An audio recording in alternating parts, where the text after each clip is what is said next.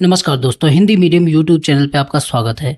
दोस्तों, इस Hindi medium YouTube channel पे हम लोग जो हमारे जीएस के सब्जेक्ट होते हैं उनको प्रॉपर तरीके से बीपीएससी एग्जाम के लिए, बिहार एसएससी एग्जाम के लिए, यूपी के एग्जाम के लिए, यूपी पीसीएस या यूपी आरओ एआरओ, इन सब एग्जाम के लिए जो है जीएस की कंटेंट तैयार करते हैं। साथ में हम क्या काम करते हैं कि जो करंट अफेयर होता है उनको भी प्रॉपर तरीके से मंथ वाइज कवर करते हैं। और जब भी एग्जाम नज़दीक आता है तो उनका मैं 1.5-2 साल का आपको कंपाइलेशन देता हूँ, जिससे क्या हो कि जो भी आपके एग्जाम में सवाल आए वो पूरी तरीके से उसी से फंस जाए। मेरे जो पढ़ाने का फॉर्मेट है दोस्तों, मैं पीडीएफ के फॉर्मेट में पढ़ाता हूँ और हैंड रिटन फॉर्मेट होता है मेरा। तो यही पीडीएफ जो मैं आपको पढ़ाता हूँ वही पीडीएफ आपको प्रोवाइड कर देता हूँ, जिसकी वजह से क्या हो कि आप अगर सामने रख के सुन लेते हैं तो सारा का सारा जो करंट अफेयर होता है वो रिवाइज हो जाता है। आज का जो वीडियो होगा दोस्तों, उसमें हम क्या करेंगे कि जुलाई 2026 के जो भी इम्पोर्टेंट करंट अफेयर होते हैं उनको पूरी तरीके से जो प्रतियोगिता दर्पण मैगजीन है, जो क्रॉनिकल मैगजीन है, घटना चक्र, घटनासार, इन सब मैगजीन के जो इंपॉर्टेंट करंट अफेयर होते हैं, कुछ इंपॉर्टेंट यूट्यूब चैनल होते हैं जो मुझे काम का लगता है ना, समझ लो कि मंथ वाइज मैं उनका कंपाइलेशन करता हूं और आपके सामने प्रेजेंट कर देता हूं और ये पीडीएफ दे देता हूं। आप लोग इस नंबर पे 9667305679 इस नंबर पे मैसेज करके इसकी पीडीएफ ले सकते हैं। मैं आपको टेलीग्राम ग्रुप से, व्हाट्सएप ग्रुप से जोड़ दूंगा, जिससे बार बार आपको मैसेज करने की ज़रूरत नहीं पड़ेगी। तो चलो दोस्तों, शुरू करते हैं। आज के हमारे जो इंपॉर्टेंट करंट अफेयर हैं मंथ वाइज उनको कवर करते हैं जुलाई 2026 के। देखो, हमारी सबसे पहली करंट अफेयर की न्यूज़ ये है कि ग्लोबल लिवेबिलिटी इंडेक्स 2026 जारी हुआ। तो ग्लोबल लिवेबिलिटी इंडेक्स 2026 जो जारी हुआ, ये किसके द्वारा जारी हुआ? पहला सवाल तो यही बनेगा। तो ये इकोनॉमिक इंटेलिजेंस यूनिट है, ईआईयू जो बोलते हैं, तो ये जो है इसके द्वारा ये ग्लोबल लिवेबिलिटी इंडेक्स जारी होता है। अब लिवेबिलिटी से आपको खुद ही समझ में आ गया होगा कि ये इंडेक्स किसके बारे में हो सकता है। तो ये जो इंडेक्स है दोस्तों, ये क्या काम करता है कि 173 शहरों की तुलना करते हैं और ये बताते हैं कि किस शहर में रहना सबसे बेहतर है। लिवेबिलिटी का मतलब रहने योग्य, बसने योग्य जो शहर है वो सबसे बेहतरीन कौन से हैं। तो 173 शहरों की तुलना की जाती है और उसमें ये बताया जाता है कि दुनिया भर में जो कोपेनहेगन है, डेनमार्क का शहर है, वो दुनिया भर में सबसे बेहतरीन रहने की जगह है। सेकंड नंबर पे वियना है। हमारा जो नई दिल्ली, इसको 120वां स्थान, मुंबई को 121वां स्थान, चेन्नई को 123वां, बेंगलुरु को 174वां स्थान मिलता है। 30+ इंडिकेटर बनाए जाते हैं जिनके आधार पर यह मापा जाता है कि कौन सा शहर रहने योग्य बेस्ट है। ठीक है, तो पहली करंट अफेयर की न्यूज हमारी हो गई।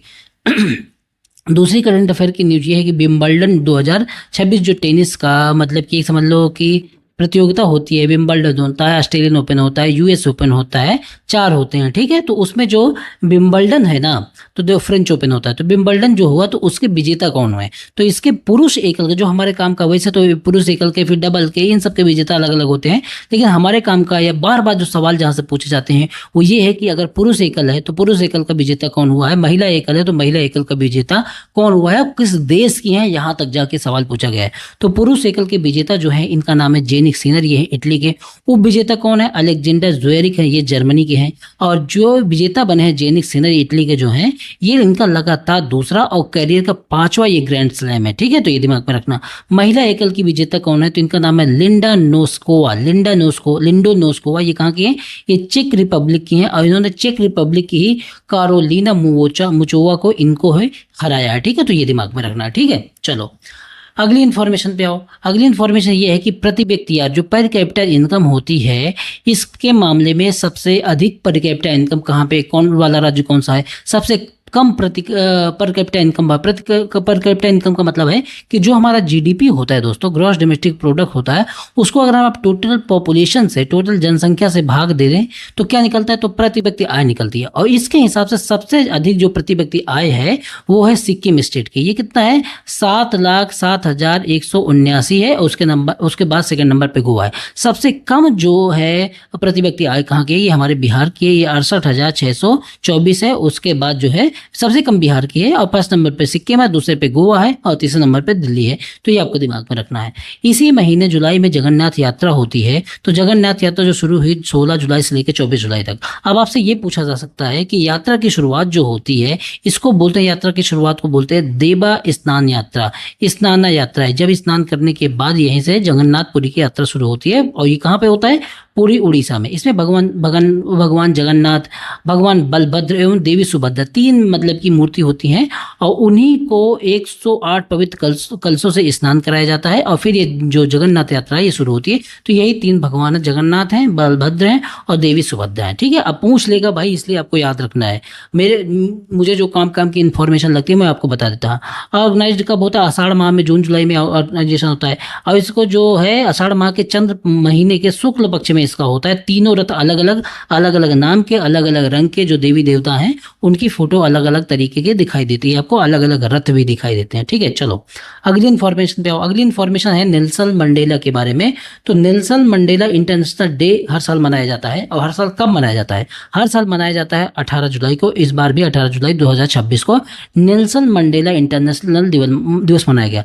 इसकी घोषणा कब होती है? इसकी घोषणा जो है यूनाइटेड नेशनल जनरल असेंबली के द्वारा नवंबर 2009 में घोषणा होती है कि हर साल हम लोग 18 जुलाई को नेशनल मंडेला इंटरनेशनल दिवस मनाएंगे। ठीक है, और पहला आयोजन कब होता है? 2009 को घोषणा होती है, 2010 को ये है पहली बार आयोजित होता है।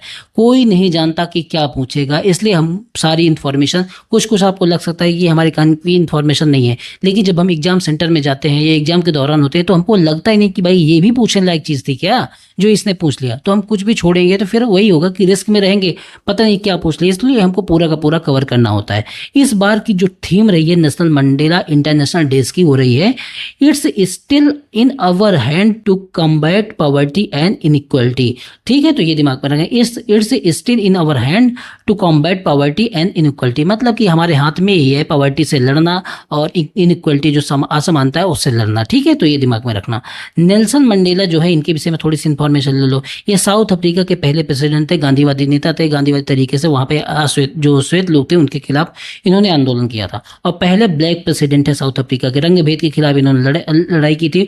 1993 में इनको नोबेल पीस प्राइज मिला। 1990 में भारत रत्न भी नेल्सन मंडेला को दिया गया। दूसरे ऐसे व्यक्ति हैं जिनको भारत रत्न दिया गया। पहले व्यक्ति हैं, पहले विदेशी हैं, मतलब दूसरे विदेशी हैं। पहले विदेशी कौन थे? तो सेकंड जो है ये थे, और फर्स्ट नंबर पे थे खान अब्दुल गफ्फार खान, जिनको 1987 में दिया गया था और इनको 1990 में दिया गया भारत रत्न। तो 2 विदेशी हैं जिनको भारत रत्न दिया गया। पहले यही हैं खान अब्दुल गफ्फार खान, और दूसरे हैं जिनको सीमांत गांधी भी, grand old man of India भी कहा जाता था, सीमांत गांधी भी कहा जाता था। ठीक है, तो ये दिमाग में रखना।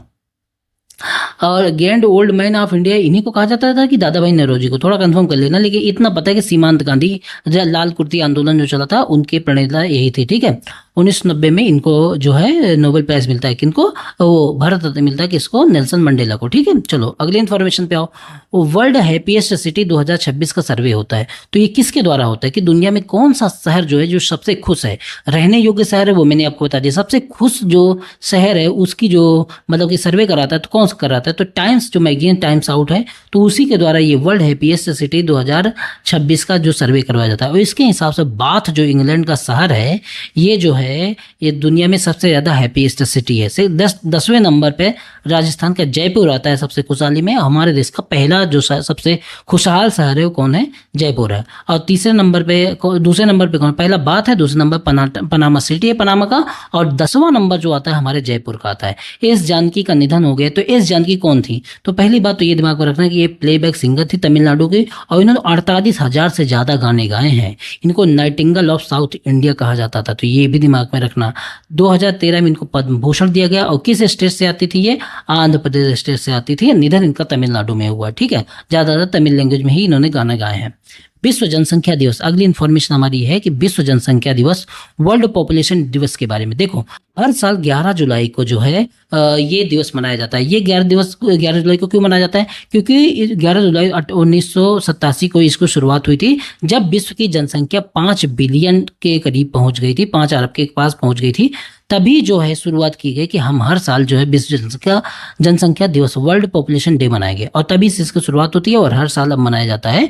तो दिमाग में ये रखना। 1989 में यूएनडीपी द्वारा जो है इसको स्थापित किया जाता है। शुरुआत इसको 1987 से होती है और फिर पहली बार जो है 1989 में इसकी वर्ल्ड जनसंख्या दिवस मनाया गया। ठीक है, इस बार की जो थीम रही है दोस्तों 2026 की, इसकी थीम रही है realising the hope and aspiration of young people today and for the future. तो ये आपकी इसकी थीम रही है, बार बार पढ़ते रहना है। अगर दिमाग पे ये रहेगा रियलाइजिंग द होप, ऐसे करके कुछ दिमाग में रहेगा ना, तो कम से कम आएगा सवाल तो आप टिक तो कर लोगे। नहीं तो पता लगा कि पढ़े भी नहीं हो तो कुछ भी ऑप्शन आएगा तो हर ऑप्शन लगेगा कि यार कुछ भी हो सकता है। तो इसलिए कम से कम 1-2 बार पढ़े रहोगे तो ऑप्शन आएगा तो टिक जरूर कर लोगे, इतना मुझे पूरा भरोसा है।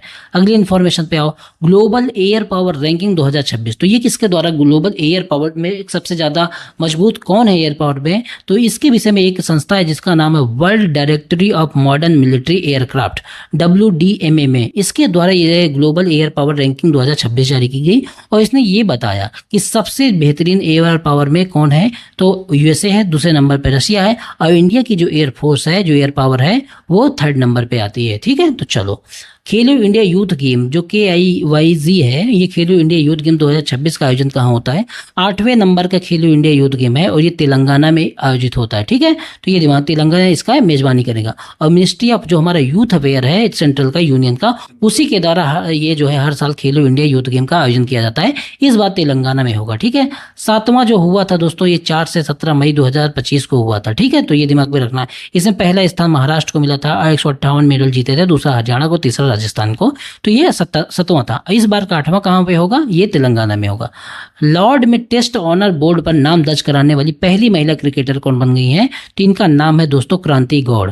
तो क्या नाम है, क्रांति गौड़। ये भारत की तेज गेंदबाज रही हैं, 37 रन देकर इन्होंने 5 विकेट लिया था और अब इनको जो है लॉर्ड में टेस्ट ऑनर बोर्ड जो होता है उसी पे इनका नाम दर्ज किया गया है और ऐसा खिताब पाने वाली ये दुनिया की पहली महिला है। ठीक है, चलो अब देखो ICC hall of the fame जो हर बार होता है तो उसमें शामिल होने वाले 12वें भारतीय क्रिकेटर कौन बन गए, तो 12वें भारतीय क्रिकेटर बन गए सौरभ गांगुली। इनके साथ ही अंजुम चोपड़ा भारत के हैं और केविन पीटरसन इंग्लैंड के, उनको भी हॉल ऑफ द फेम में शामिल किया गया। अब तो टोटल 12 जो है भारतीय जो शामिल हो चुके हैं। ठीक है, दिमाग में ये रखना है।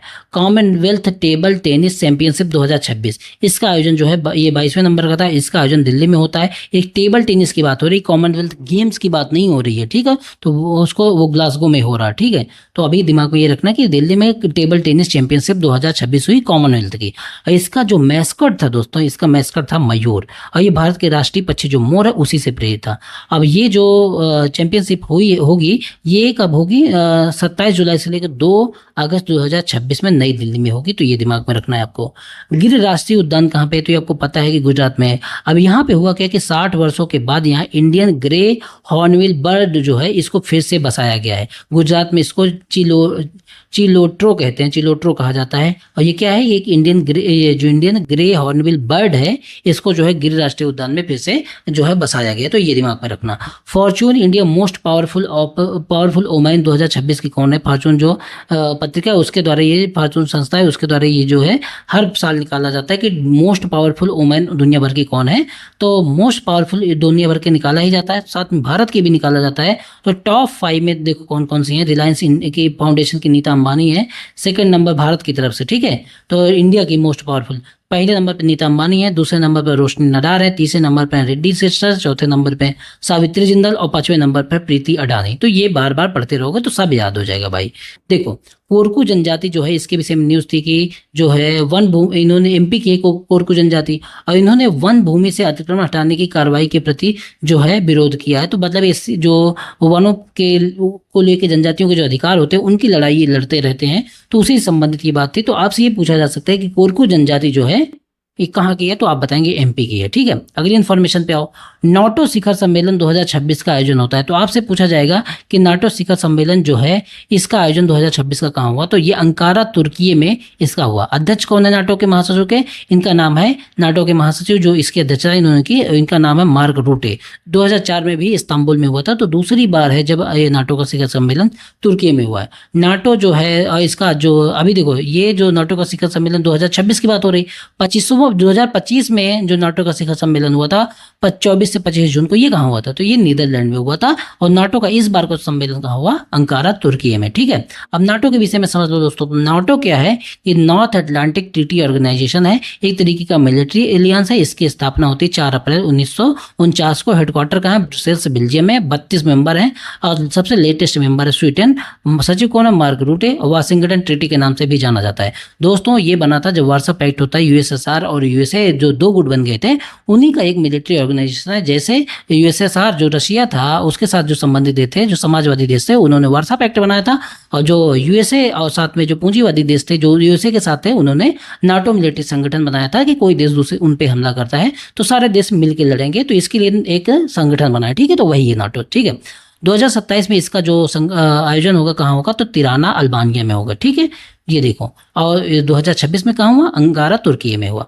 महिलाओं को कानूनी रूप से किसान का दर्जा देने के लिए महिला किसान सशक्तिकरण अधिनियम 2026 लागू करने वाला भारत का पहला राज्य कौन सा बन गया है, तो महाराष्ट्र बन गया है, जो महिलाओं को किसान का दर्जा देगा। ठीक है, ब्रांड फाइनेंस इंडिया 100 रिपोर्ट्स 2026 जारी होती है, और इसमें ये लगातार 10वें वर्ष भारत का सबसे मूल्यवान ब्रांड कौन रहा है, इसके हिसाब से ब्रांड फाइनेंस इंडिया 100 की रिपोर्ट के हिसाब से। देखो ये जो है मैं आपको बता चुका हूँ कि ये पिछली बार यूपी पीसीएस में भी पूछा गया था ब्रांड फाइनेंस इंडिया के बारे में। ठीक है, कि इंडिया 100 रिपोर्ट इसको जारी कौन करता है, तो ब्रांड फाइनेंस एक संस्था उसके द्वारा जारी किया जाता है। एक इंडिपेंडेंट ब्रांड वैल्यूएशन कंसल्टेशन है, इसका हेडक्वार्टर कहाँ है, लंदन यूके में। ठीक है, और 10वें इसके हिसाब से 10वें वर्ष भारत का सबसे मूल्यवान जो ब्रांड है वो टाटा ग्रुप ही है। 10 वर्षों से लगातार नंबर 1 ब्रांड इसकी वैल्यूएशन है। ठीक है, मूल्यवान है। यूक्रेन के नए प्रधानमंत्री कौन बन गए हैं, तो सेरेही कोरेत्स्की यूक्रेन के नए प्रधानमंत्री बन गए हैं। और देखो राष्ट्रपति वही हैं जिनका नाम है व्लादिमीर जेलेंस्की, ये प्रधानमंत्री बने हैं। इन्हें प्रेसिडेंट ने ही जो वहाँ के प्रधानमंत्री हैं उनको नियुक्त किया। ठीक है, चलो अब देखो बहुत ही इंपॉर्टेंट न्यूज है ये फीफा वर्ल्ड कप के बारे में। ये फीफा वर्ल्ड कप हो चुका है, तो इसकी इंपॉर्टेंट न्यूज आपको कवर करनी ही चाहिए, किसी भी एग्जाम में पूछा जा सकता है। अब फीफा वर्ल्ड कप जो फाइनल हुआ दोस्तों, ये कहाँ हुआ, पहले मैं बता दूंगा कि कहाँ कहाँ आयोजित किया गया, तो वो सब चीज़ें बताऊंगा। देखो तो फाइनल जो मैच हुआ था ये यूएसए में हुआ था। यूएसए को तो न्यू जर्सी स्टेट है, उनका जो मेट लाइफ स्टेडियम, वहीं पे इसका फीफा का जो फुटबॉल का गेम है फीफा वर्ल्ड कप, इसका जो है आयोजन किया गया था। ये 23वें नंबर का था, और फाइनल में स्पेन ने अर्जेंटीना को 1-0 से हरा दिया है। स्पेन हराया। स्पेन जो है सेकेंड बार वर्ल्ड कप जीता है, पहले इसके पहले 2010 में भी स्पेन जीत चुका है। ठीक है, देखो अब देखो इसमें जो हुआ है कि फ्रांस के किलियन एम्बापे ने 10 गोल के साथ गोल्डन बूट अवार्ड जीता। तो किलियन एम्बापे जो हैं ये फ्रांस के, इन्होंने सबसे ज़्यादा इस फीफा वर्ल्ड कप में सबसे ज़्यादा गोल किए, तो इनको गोल्डन बूट का अवार्ड दिया गया। 10 गोल किए हैं। लगातार दूसरा फीफा वर्ल्ड कप में यह सम्मान जीतने वाले खिलाड़ी हैं।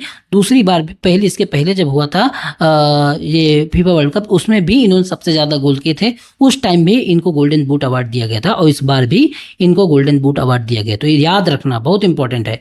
गोल्डन बॉल अवार्ड किसको दिया गया, तो रोड्री है स्पेन के, इनको दिया गया। सिल्वर बॉल का अवार्ड मेसी है, लियोनेल मेसी अर्जेंटीना के, इनको दिया गया। अच्छा, ये जो फीफा वर्ल्ड कप हुआ है इसका ऑर्गेनाइजेशन कब हुआ, मतलब कि कब से कब तक आयोजन हुआ इसका, तो 11 जून से लेकर 19 जुलाई तक इसका आयोजन हुआ। कहाँ कहाँ पे, तो यूएसए, कनाडा और मैक्सिको, ये तीनों होस्ट कंट्री थे। फाइनल जो है यूएसए में हुआ था। फर्स्ट फीफा वर्ल्ड कप जो है 1930 में हुआ था, और तब इसका विजेता कौन बना था, उरुग्वे बना था। और इस बार जब चैंपियनशिप में स्पेन जीता तो स्पेन को 50 मिलियन US डॉलर, लगभग 447 करोड़ रुपए दिए गए। वहीं अर्जेंटीना को कम से कम 300-350 करीब उनको भी मिला है। ठीक है, करोड़। अब देखो 72वां नेशनल फिल्म फेस्टिवल अवार्ड जो है, इसके विषय में पूरी इन्फॉर्मेशन लेनी है कि नेशनल फिल्म फेस्टिवल का अवार्ड 72 नंबर का दिया गया है, और 2024 में जो प्रमाणित फिल्में थी उनके लिए दिया गया है। अभी दिया गया है लेकिन ये 2024 के लिए है कि जो उस दौरान जो फिल्में रही। बेस्ट एक्टर का अवार्ड किसको दिया गया, बेस्ट फिल्म का अवार्ड, ये सब चीज़ें हमको जानने हैं। नेशनल फिल्म अवार्ड है ये, इसलिए पूछा जाता है, तो इसको आपको दिमाग में रखना। बाकी आईफा है, दुनिया सीने करके अवार्ड है, फिल्म फेयर है, बहुत सारे अवार्ड होते हैं, वो सब नहीं पूछे जाते, लेकिन नेशनल फिल्म फेयर अवार्ड ये आपसे जरूर पूछा जाता है।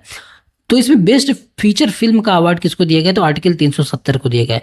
बेस्ट डायरेक्टर का अवार्ड किसको दिया गया, राजकुमार पेरियासामी जो है, अमरन इनकी जो मूवी थी इसके लिए इनको बेस्ट डायरेक्टर का अवार्ड दिया गया। बेस्ट नॉन फीचर फिल्म का अवार्ड किसको दिया गया, भंगार नामक फिल्म थी मराठी और इंग्लिश में, तो इसको जो है नॉन फीचर फिल्म की में कैटेगरी में अवार्ड दिया गया।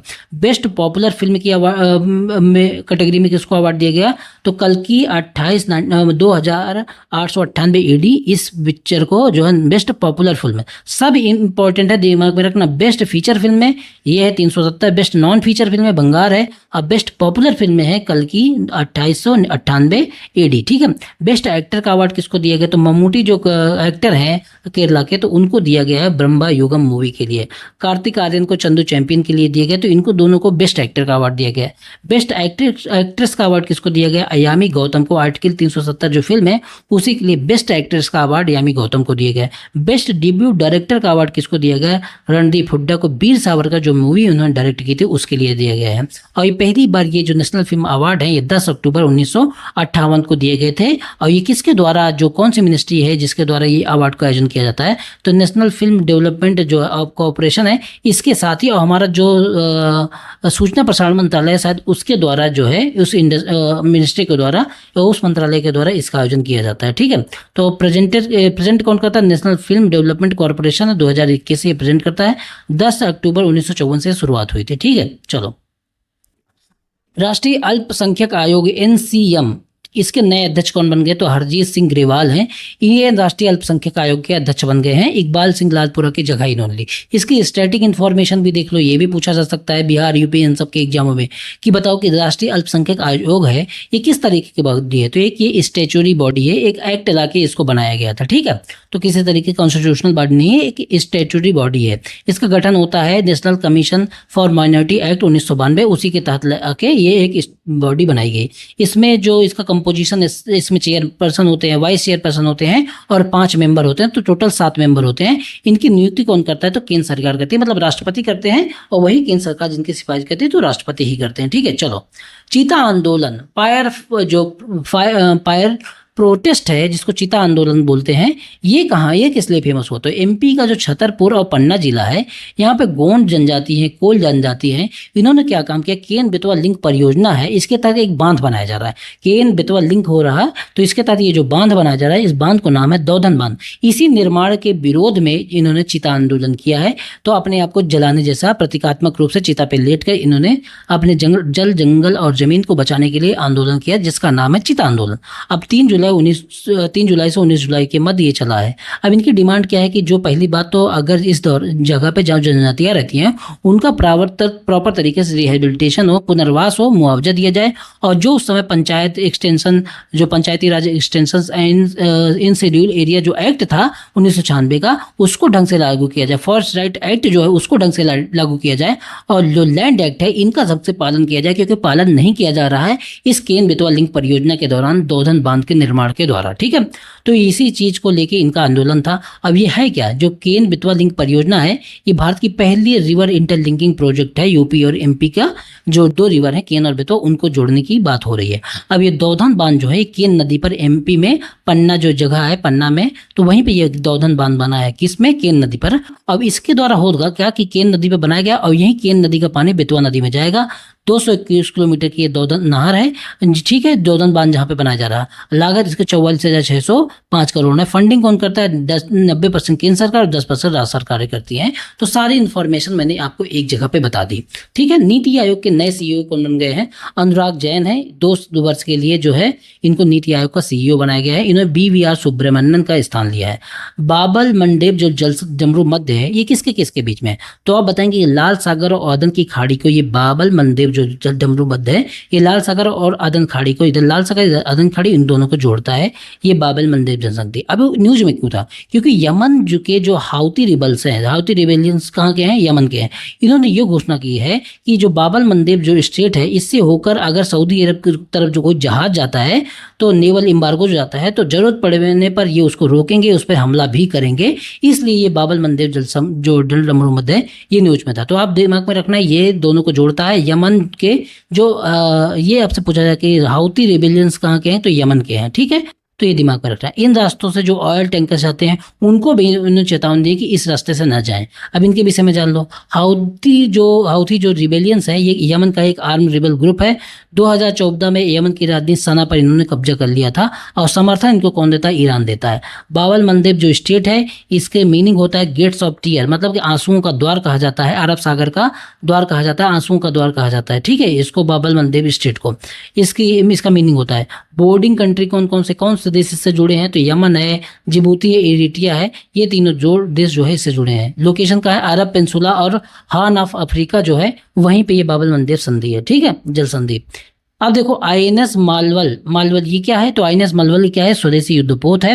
ये एक तरीके का indigenous Mahe class anti submarine warfare shallow watercraft है। तो ये दिमाग में रखना। तो ये क्या है, ये तो स्वदेशी रूप से है, एंटी सबमरीन वारफेयर है, ठीक है, तो ये दिमाग में रखना। तो आपसे ये पूछा जाए कि है क्या, तो ये स्वदेशी युद्धपोत है, इंडिजिनस तरीके का है, और ये माही जो क्लास है उसका 2nd नंबर का है। इसका उद्देश्य ये है कि तटीय क्षेत्रों में अगर दुश्मन की कोई सबमरीन आती है या अंडर वाटर ड्रोन आता है, उनको पता करना, उनको फिर निष्क्रिय करना, और कोस्टल जो सिक्योरिटी हो उसको मजबूत रखना है। ये इनका जो है क्या है, इसका उद्देश्य है। और इसको बनाया कौन है, तो कोचीन शिपयार्ड लिमिटेड द्वारा, कोच्चि द्वारा स्वदेशी रूप से इसका निर्माण किया गया है युद्धपोत का, ठीक है। 80% ये इंडिजिनस है और कुछ चीजें बाहर से मंगा के इसमें लगाई गई हैं। तो अब ये देखो, ये जो है anti submarine warfare shallow water craft है। चलो, भारत के पहले और सबसे गहरे भूतापीय कुओं को कहाँ स्थापित किया गया है, जिसको बोलते हैं जियोथर्मल वेल्स जो बोलते हैं, तो इनको कहाँ स्थापित किया गया, तो लद्दाख की जो पुगा वैली है वहीं पे स्थापित किया गया है। विश्व शतरंज दिवस कब मनाया जाता है, तो 20 जुलाई को हर साल विश्व शतरंज दिवस मनाया जाता है। इस दिवस को इंटरनेशनल चेस फेडरेशन जो फिडे है ना, उसके द्वारा इस दिवस की स्थापना की गई और मनाने की शुरुआत की गई। फिडे की जो स्थापना होती है 20 जुलाई 1924 को होती है, और इस दिवस को यूएन द्वारा जो मान्यता दी गई है कि 2019 में, तभी से शुरू हुआ है इस दिवस को, विश्व शतरंज दिवस को मनाना, ठीक है। लेकिन मनाता कौन है, और फिडे द्वारा ये जो है इस दिवस की स्थापना होती है, यूएन द्वारा मान्यता मिलती है 2019 में, ठीक है। 2026 की इसकी थीम थी celebrate create and make a difference. क्या है थी, celebrate create and make a difference, ठीक है। चलो, ऑर्बिटल रॉकेट विक्रम फर्स्ट, तो विक्रम फर्स्ट का है, एक तो ऑर्बिटल एक रॉकेट है, और ये भारत का पहला निजी ऑर्बिटल रॉकेट है। स्काई रूट एरोस्पेस जो कंपनी है स्पेस की, तो इसके द्वारा जो है इसको विकसित किया गया है, इसका नाम है विक्रम फर्स्ट, और ये एक निजी भारत का पहला निजी ऑर्बिटल रॉकेट है। इसको 18 जून 2026 को लॉन्च किया गया। पहली प्राइवेट कंपनी बन गई है स्काई रूट एरोस्पेस, जिसने सैटेलाइट को पृथ्वी की कक्षा में स्थापित किया, जो अर्थ ऑर्बिट है उसमें स्थापित किया है। SDSC जो सतीश धवन स्पेस सेंटर है, इसके द्वारा इसी यहीं से श्रीहरिकोटा में यहीं से इसको लॉन्च किया गया। किसको, जो हमारा पहला निजी ऑर्बिटल रॉकेट है जिसका नाम है विक्रम फर्स्ट, और ये किसके द्वारा लॉन्च किया गया है, स्काई रूट एरोस्पेस जो कंपनी, उसके द्वारा ये विकसित किया गया है। स्काई रूट एरोस्पेस जो इसकी स्थापना होती है 2018 में, इसका हेडक्वार्टर कहाँ है, हैदराबाद में, तो ये भी आपको दिमाग पर रखना है। सर गारफील्ड सोबर्स का निधन हो गया। ये वेस्ट इंडीज के क्रिकेटर थे, 89 साल के थे, तो इनका निधन हो गया। यूके के नए पीएम कौन बन गए हैं, एंडी बर्डमैन बन गए हैं। इन्होंने कीर स्टारमर का स्थान लिया है, लेबर पार्टी के ही नेता है। 8-9 पीएम बन चुके हैं यहाँ पे। जापान ओपन 2026 का जो हुआ, तो ये किस चीज़ से संबंधित है, जापान ओपन, तो ये बैडमिंटन से संबंधित है, और इसलिए इंपॉर्टेंट है कि इसमें पहली बार ऐसा हुआ कि महिला एकल की विजेता कोई भारतीय बनी है, इन्होंने PV सिंधु बनी है, और इन्होंने जापान की अकाने यामागुची को हराया। फर्स्ट भारतीय वुमेन है जिन्होंने ऐसा कारनामा किया है। भारत की पहली अर्बन नाइट सफारी की स्थापना किस राज्य में हुई है, तो यूपी गवर्नमेंट का जो कुकरेल नाइट सफारी है, night safari and day zoo park है लखनऊ में, वहीं पे जो है भारत की पहली अर्बन नाइट सफारी की स्थापना की गई है। दुनिया की 5वीं है। इससे क्या होगा, टूरिज्म को, वाइल्ड लाइफ कंजर्वेशन को, नेचर बेस्ड जो टूरिज्म है, इन सबको बढ़ावा मिलेगा। तो वन लाइनर इन्फॉर्मेशन है, आपको दिमाग में रखना है। Risk based business approval system लागू करने वाला भारत का पहला कौन सा राज्य बन गया, तो छत्तीसगढ़ जो है risk based business approval system लागू करने वाला पहला राज्य बन गया है। मिशन गोल्डन स्पाइस क्या है, तो पहली बात देखो किसके लिए शुरू किया गया है, कि लद्दाख जो टर्मरिक है, जो लद्दाख की हल्दी है, लद्दाख हल्दी बोला जाता है, इसको वैश्विक ब्रांड बनाने के लिए मेघालय में जो है मिशन गोल्डन स्पाइस शुरू किया गया है। 175 करोड़ की लागत से 5 वर्षीय जयंतिया पढ़ारी में ये लकादोंग जो टर्मरिक पाई जाती है, जो हल्दी पाई जाती है, वहीं पाई जाती है, और इसी के प्रमोशन के लिए मिशन गोल्डन स्पाइस जो है लॉन्च किया गया है। राष्ट्रीय ध्वज दिवस कब मनाया जाता है, बहुत इंपॉर्टेंट है, ये सवाल से कई बार बने हैं। राष्ट्रीय ध्वज दिवस कब मनाया जाता है, तो 22 जुलाई को हर साल राष्ट्रीय ध्वज दिवस मनाया जाता है, क्योंकि इसी दिन हमने अपने नेशनल फ्लैग जो हमारा राष्ट्रीय ध्वज है उसको अडॉप्ट किया था 22 जुलाई 1947 को संविधान सभा द्वारा। तो इसलिए इसी की याद में हर साल 22 जुलाई को राष्ट्रीय ध्वज दिवस मनाया जाता है। पहली बार जो नेशनल फ्लैग कलकत्ता में कहाँ फहराया गया था, तो कलकत्ता में 7 अगस्त 1906 को फहराया गया था। और ये जो इस समय नेशनल फ्लैग फहराया गया था, इसको सचिन सचिंद्र प्रसाद बोस और हेमंत चंद कानूनगो ने डिजाइन किया था। 1906 का जो फ्लैग था दोस्तों, वो अभी तो दूसरी तरीके का, 1906 का जो फ्लैग था उसमें देखो इस तरीके के स्टार बने थे, ऊपर बीच में वंदे मातरम लिखा था और नीचे सूर्य और चंदा बने थे, तो ये दिमाग में रखना है। अंतर्राष्ट्रीय धरती पर पहली बार इसे 1906 में मैडम भीकाजी कामा द्वारा जर्मनी में जो समाजवादी सम्मेलन कुछ कॉन्फ्रेंस वगैरह हुआ था, तो वहीं पे इसको फहराया गया था, तो ये दिमाग में रखना। और 1931 में जब इंडियन नेशनल कांग्रेस के कराची अधिवेशन में तिरंगे झंडे को नेशनल फ्लैग के रूप में अपनाने का प्रस्ताव पारित हुआ, और इस तिरंगे झंडे जो अब बदल के हो गया था, जिसमें केसरिया सफेद हरा था, केसरिया था, बीच में सफेद था और नीचे हरा था, लेकिन यहाँ पे चक्र था, ठीक है। और इसका जो चरखा था, और यहाँ इसको डिजाइन किया था पिंगली वेंकैया द्वारा। ये 1931 का फ्लैग डिजाइन किया गया था। और जो 1906 का फ्लैग था, इसको डिजाइन किया था हेमचंद कानूनगो और सचिन प्रसाद बोस ने। तो दोनों फ्लैग में अंतर है, दोनों दिमाग रखना है। और बाद में इस चरखे को हटा के इसमें अशोक चक्र को जोड़ दिया गया था, और बाकी वही सारा फ्लैग है, ठीक है। आज का फ्लैग यही है, बस इसमें जो पहले चरखा था अब इसको जगह पे अशोक चक्र को जोड़ दिया गया।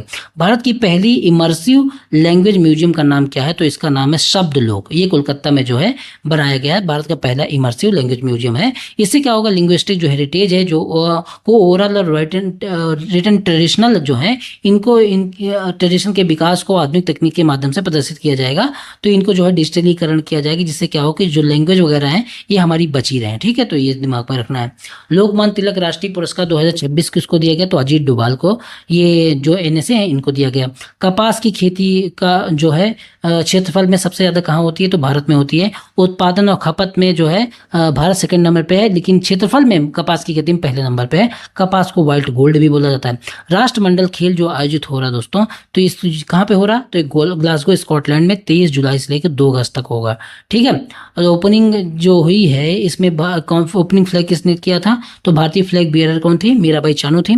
मैस्कॉट क्या था इसका? तो मैस्कॉट था इसका दोस्तों फिनी। ये स्कॉटलैंड का नेशनल एनिमल यूनिकॉर्न है, तो उसका जो है वही इसका मैस्कॉट था। 74 देश इसमें भाग लेंगे 74 देश और टेरिटरी मिला के भाग लेंगे। भारत के 175 खिलाड़ी इसमें भाग लेंगे, किसमें? राष्ट्रमंडल खेल में।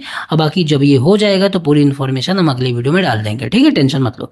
99 नंबर का जो 99 चेस ग्रैंड मास्टर भारत के कौन बन गए हैं? तो VS रतनवेल जो तमिलनाडु के हैं, ये 99 नंबर के चेस के ग्रैंड मास्टर बन गए हैं। 98 नंबर कौन थे? तो S अश्वस्थ थे, जो तमिलनाडु के, ये जो है 98 नंबर के चेस के ग्रैंड मास्टर बन गए थे। कि ग्लोबल पासपोर्ट इंडेक्स 2026 का जारी होता है, जिसको GPI भी बोलते हैं। इसका जो प्रकाशन है वो कौन करता है? तो ग्लोबल सिटीजन सॉल्यूशन GCS के द्वारा इसका जो ग्लोबल पार्टनरशिप इंडेक्स है इसका प्रकाशन होता है। अब इसका उद्देश्य ये होता है कि ग्लोबल पासपोर्ट इंडेक्स का इसका उद्देश्य ये होता है कि दुनिया में ट्रैवल के लिए, जॉब के लिए, इन्वेस्टिंग के लिए या इन्वेस्ट करने के लिए, बेटर लाइफ के लिए कितना उपयोगी किसी देश का पासवर्ड है या उस देश में जाना है। तो इस हिसाब से सबसे बेहतरीन देश माना गया स्वीडन को ग्लोबल पासपोर्ट इंडेक्स में। तो पहला नंबर स्वीडन का है, सेकंड नंबर स्विट्जरलैंड का और थर्ड नंबर जो है फिनलैंड का है। भारत का स्थान 2026 में 125वां है और 2026 में 125 है और 2025 में 124वां था। तो छोटी सी इंफॉर्मेशन है, लेकिन पूछ लेगा तो आपको याद रखना है। BPSC में जिस तरीके से ऑप्शन पूछे जाते हैं हमको तैयारी उसी हिसाब से करनी है। हमको करंट अफेयर भी रखना है और उसका जो स्टैटिक पोर्शन है उसको भी तैयार करना है। तो मैंने जो नोट्स बनाए हैं उसी तरीके के हैं, आप टेंशन मत लो, बस याद कर लो, रट लेना बस।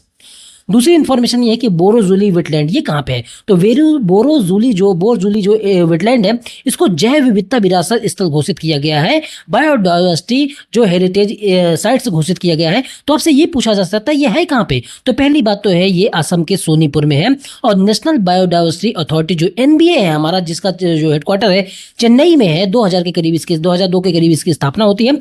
और ये जो NBA है इसी के द्वारा ये घोषित किया गया है जैव विविधता विरासत स्थल, किसको? बोरोजुली वेटलैंड को, जो कहाँ पे है? सोनीपुर में। अब यहाँ पे एक जो दुर्लभ तरीके की वाइल्ड राइस पाई जाती है, चावल का एक प्रकार पाया जाता है, जिसके संरक्षण के लिए इसको जो है जैव विविधता विरासत स्थल घोषित किया गया है। तो आपको याद रखना है। वैभव सूर्यवंशी किस महीने न्यूज में नहीं रह सकते? किसी महीने न्यूज में ना रहे ऐसा हो नहीं सकता है। फिर वैभव सूर्यवंशी ने नया रिकॉर्ड लगातार बनाए जा रहे हैं और इस बार उन्होंने ऐसा कारनामा किया है कि सचिन तेंदुलकर का भी उन्होंने रिकॉर्ड तोड़ दिया है। सचिन तेंदुलकर का ये रिकॉर्ड तोड़ा कि सबसे कम उम्र का जो किसी भी देश का खिलाड़ी है, किसने डेब्यू किया था भारत के लिए, भारत की बात कर रहा है। तो 16 वर्ष 205 दिन में सचिन तेंदुलकर ने डेब्यू किया था इंटरनेशनल मैच के लिए। अब वैभव सूर्यवंशी ने इनका रिकॉर्ड तोड़ते हुए इंग्लैंड के खिलाफ 15 वर्ष और 99 दिन में ही जो है डेब्यू कर दिया, और इस तरीके से भारत के लिए सबसे कम उम्र के डेब्यू करने वाले अंतर्राष्ट्रीय क्रिकेट में वो खिलाड़ी बन गए हैं। ठीक है दोस्तों, और ये मेंस और वुमेन्स दोनों की बात हो रही है, अभी तक किसी महिला ने इस तरह का कारनामा नहीं किया है। ठीक है, चलो अगली इन्फॉर्मेशन ये है दोस्तों कि अंकटाट की एक रिपोर्ट आती है जिसको बोलते हैं वर्ल्ड इन्वेस्टमेंट रिपोर्ट, विश्व निवेश रिपोर्ट। अब ये रिपोर्ट ये बताती है कि दुनिया में सबसे ज़्यादा जो एफडीआई का डेस्टिनेशन है, सबसे ज़्यादा एफडीआई किसको प्राप्त होता है, तो इसने ये बताया कि दुनिया में सबसे ज़्यादा एफडीआई जो है अमेरिका प्राप्त करता है, सबसे ज़्यादा एफडीआई वहाँ पे दूसरे देश के लोग निवेश करते हैं। और इसने ये भी बताया कि 2025 से Bharat 38.89 billion dollar US billion dollar के जो यूएस का डॉलर है उसका जो मतलब कि उसके 38.89 बिलियन के साथ एफडीआई इनफ्लो में, एफडीआई सबसे ज़्यादा प्राप्तकर्ता में दुनिया का 11वां सबसे बड़ा एफडीआई प्राप्तकर्ता देश है। और पिछले वर्ष 2024 में 13वां था, इस बार जो है 2025 में 44% की ग्रोथ के साथ ये 11वें स्थान पे आ गया है।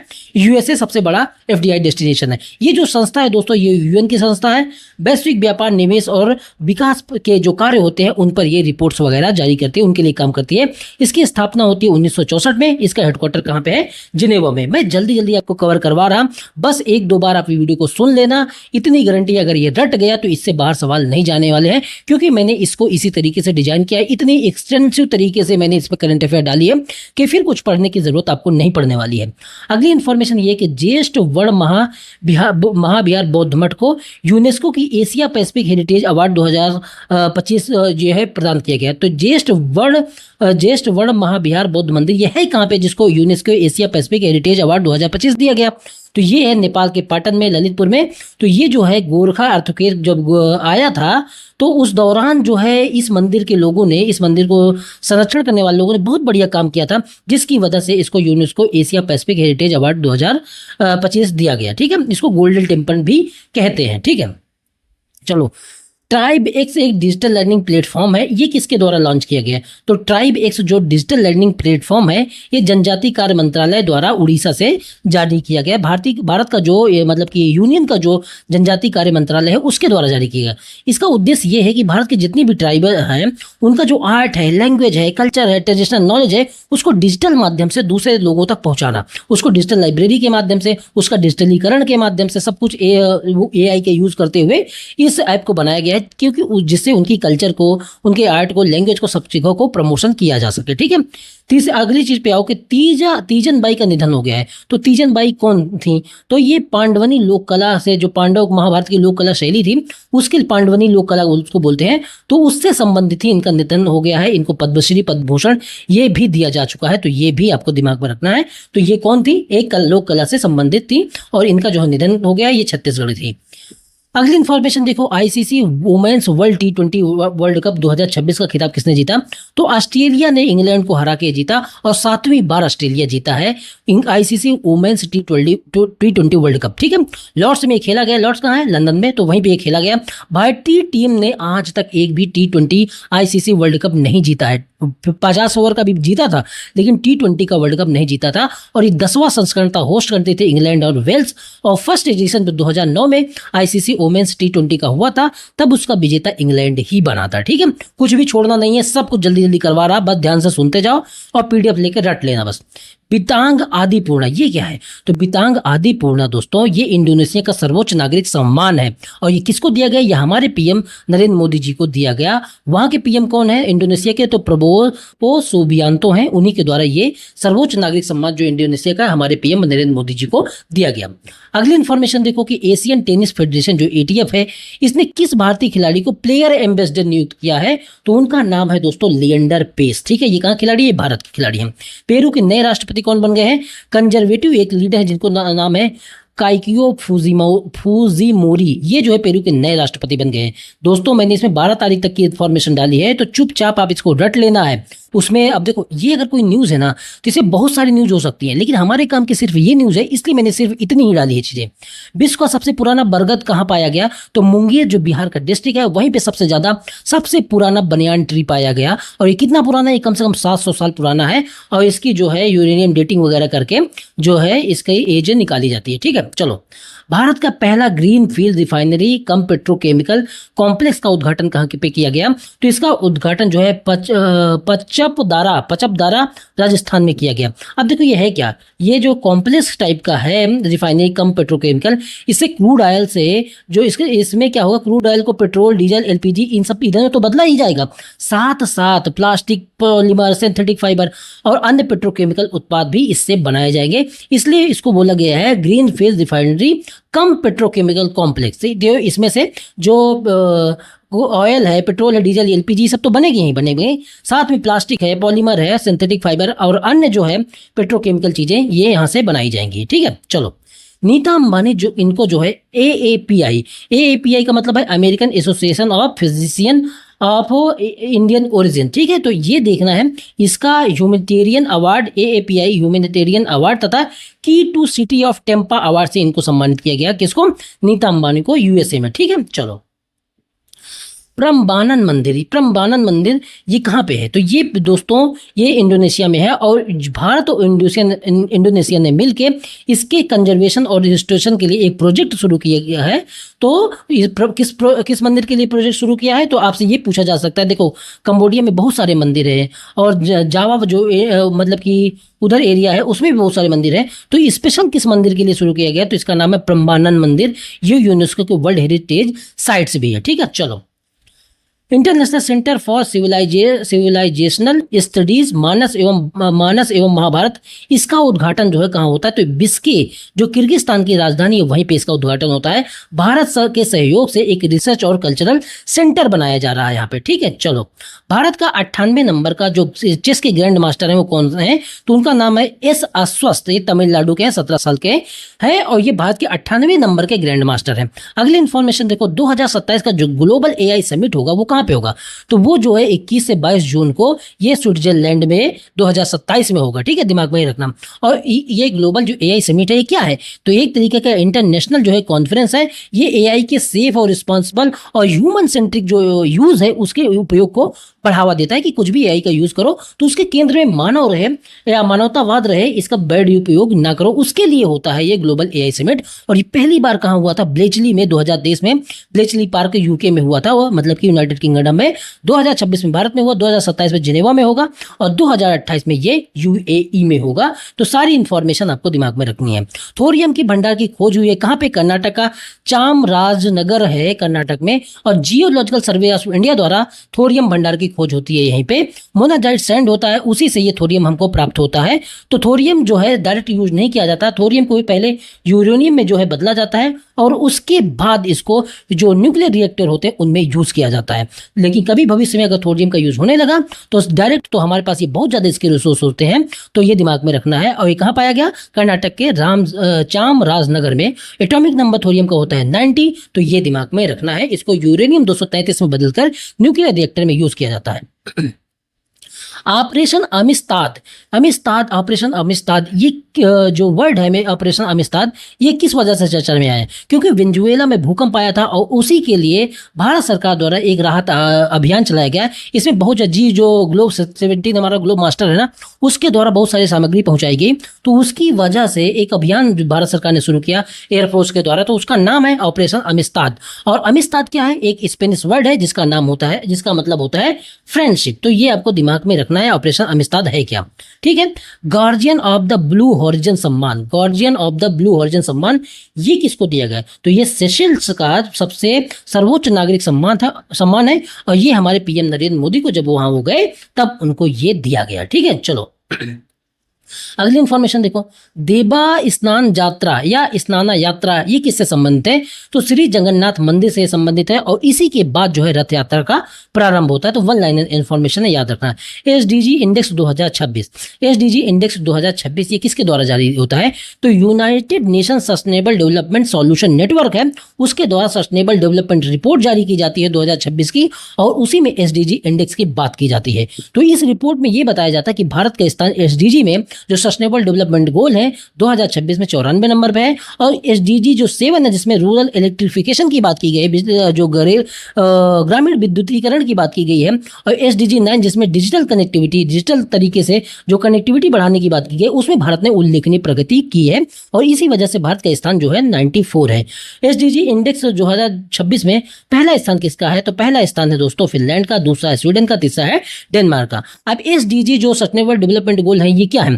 तो दोस्तों ये UN द्वारा 2015 में 17 गोल निर्धारित किए गए कि हम 2030 तक इन 17 गोल को प्राप्त करेंगे, जिसमें पॉवर्टी एलिवेशन था, जीरो हंगर था, इस तरीके के बहुत सारे 17 गोल निर्धारित किए, क्लाइमेट को लेके, हर चीज को लेके, जल को लेके, शिक्षा को लेके, सब चीज को लेके गोल बनाए गए थे। अब वो 17 गोल आपको याद होने चाहिए क्रमबद्ध तरीके से कि कौन से गोल में क्या है, इससे UPPCS वगैरह में सवाल पूछे जाते हैं। ठीक है, चलो हुरून ग्लोबल यूनिकॉर्न इंडेक्स 2026 जारी होता है और ये किसके द्वारा जारी होता है? तो हुरून रिसर्च इंस्टीट्यूट है, इसके द्वारा ग्लोबल यूनिकॉर्न इंडेक्स जारी किया जाता है। यूनिकॉर्न कौन सी कंपनी होती है? जिनका वैल्यूएशन $1 बिलियन से ज्यादा हो जाए। ठीक है, मतलब कि कम से कम 8 से 9 हजार करोड़ का हो जाता है। तो और फिर वो जब मार्केट में लिस्टेड होने आती हैं तब हमको पता चलता है कि ये जो है यूनिकॉर्न है। अब इस तरीके सबसे ज्यादा यूनिकॉर्न कहाँ पे है? तो USA में 806 यूनिकॉर्न है, चाइना में 381 और चौथे नंबर पे UK जहाँ पे 70 यूनिकॉर्न है थर्ड नंबर पे, और चौथे नंबर पे भारत है जहां पे 61 यूनिकॉर्न है और 2024 में यहाँ पे 64 यूनिकॉर्न थी, अभी जो है घट के 61 हो गई हैं। टॉप यूनिकॉर्न कंपनी 2026 में कौन सी रही है? तो इनका नाम है एंथ्रोपोनिक, ये जो है USA की कंपनी है। 965 बिलियन $, इसकी जो है वैल्यूएशन है। ओपन AI जो है सेकंड नंबर पे, 852 बिलियन $, है इसका वैल्यूएशन। और तीसरे है बाइट डांस, इसका 480 बिलियन $, है इसका वैल्यूएशन। ठीक है, तो ये दिमाग में रखना। भारत में कितने हैं? भारत में 61 है और भारत कौन से स्थान पे है? बहुत 5वें स्थान पे है। ठीक है, चौथे स्थान पे है। चलो राष्ट्रीय सांख्यिकी दिवस, जो राष्ट्रीय सांख्यिकी दिवस मनाया जाता है, ये हर साल दोस्तों 29 जून को मनाया जाता है। और ये किसकी याद में मनाया जाता है? तो PC महालनोबिस, जिसकी वजह से हमने द्वितीय पंचवर्षीय योजना में जिनका योगदान था तो औद्योगिकरण को लेके, तो PC महालनोबिस की जयंती के उपलक्ष्य में 2007 से हर साल ये मनाया जाता है। कौन? राष्ट्रीय सांख्यिकी दिवस। और इस बार की थीम रही है दोस्तों unlocking the potential of administrative data. Unlocking the potential of administrative data ये इस वर्ष की थीम रही है। अगली इन्फॉर्मेशन देखो, प्रथम राष्ट्रीय ग्रामीण विकास सम्मेलन 2026 इसका आयोजन होता है। कहाँ पे होता है? 28-29 जून को नई दिल्ली में। अध्यक्षता कौन करते हैं? जो हमारे एग्रीकल्चर मिनिस्टर हैं जिनका नाम है शिवराज सिंह चौहान, उनके द्वारा इसकी अध्यक्षता की जाती है। उसका उद्देश्य क्या है? विकसित ग्राम विकसित भारत, विकसित ग्राम विकसित भारत इसका उद्देश्य है। अगली इन्फॉर्मेशन देखो, international reserve and foreign currency liquidity data, ये किसके द्वारा जारी किया जाता है? तो ये IMF के द्वारा जो इंटरनेशनल रिजर्व फॉरेक्स और फॉरेन करेंसी लिक्विडिटी है उनका डाटा जारी किया गया। और इसमें ये बताया कि सबसे ज्यादा फॉरेक्स एक्सचेंज रिजर्व जो FXR है कौन से देश रखते हैं? तो विदेशी मुद्रा का जो भंडार होता है वो सबसे ज्यादा कौन रखता है? चाइना रखता है, 3,410 बिलियन $। सेकंड नंबर पे जापान है, 1259 बिलियन $। थर्ड नंबर पे स्विट्जरलैंड, चौथे नंबर पे ताइवान और पांचवें नंबर पे 543 बिलियन $। के साथ भारत है। तो भारत का स्थान आपको याद रखना है कौन सा है? पांचवा। कितना है? 543 बिलियन $। टॉप 500 जो सुपर कंप्यूटर की लिस्ट आती है उसमें सबसे पहला स्थान किसका है? सुपर कंप्यूटर के मामले में दुनिया में सबसे तेज सुपर कंप्यूटर कौन है? तो इसका नाम है लाइनशाइन, चाइना का है। और ये जो है इसने अमेरिका के EI कैपिटन को पीछे छोड़ दिया है और EI कैपिटन अब सेकंड नंबर पे हो गया है। तो सबसे तेज सुपर कंप्यूटर कौन है? लाइनशाइन। इसकी क्षमता कितनी है दोस्तों? 2.19 एक्साफ्लॉप है। ठीक है, तो दिमाग में ये रखना। और थर्ड नंबर पे आता है फ्रंटियर, USA का है। भारत का टॉप सुपर कंप्यूटर कौन सा है दोस्तों? तो इसका नाम है ऐरावत PSAI है, AI बेस्ड एक सुपर कंप्यूटर है। तो ये जो है भारत का टॉप नंबर पे है। दुनिया में नंबर जो है 211 स्थान पे है। और ये कहाँ पे लगा है? तो CDAC पुणे में ये लगा है। और इसका जो डेवलपमेंट किया गया है सेंटर ऑफ एडवांस कंप्यूटिंग है उसके द्वारा जो है, और प्लस MEIT जो मिनिस्ट्री ऑफ हमारा IT है, टेलीकॉम है, इलेक्ट्रॉनिक और टेलीकॉम है, उसके द्वारा और CDAC के साथ मिलके इसका जो है इसको विकसित किया गया था। और ये लगा कहाँ पे? CDAC का जो सेंटर है पुणे में, वहीं पे सेंटर ऑफ एडवांस कंप्यूटिंग करके है, centre of development and advance computing करके संस्था है पुणे में, वहीं पे इसको रखा गया है।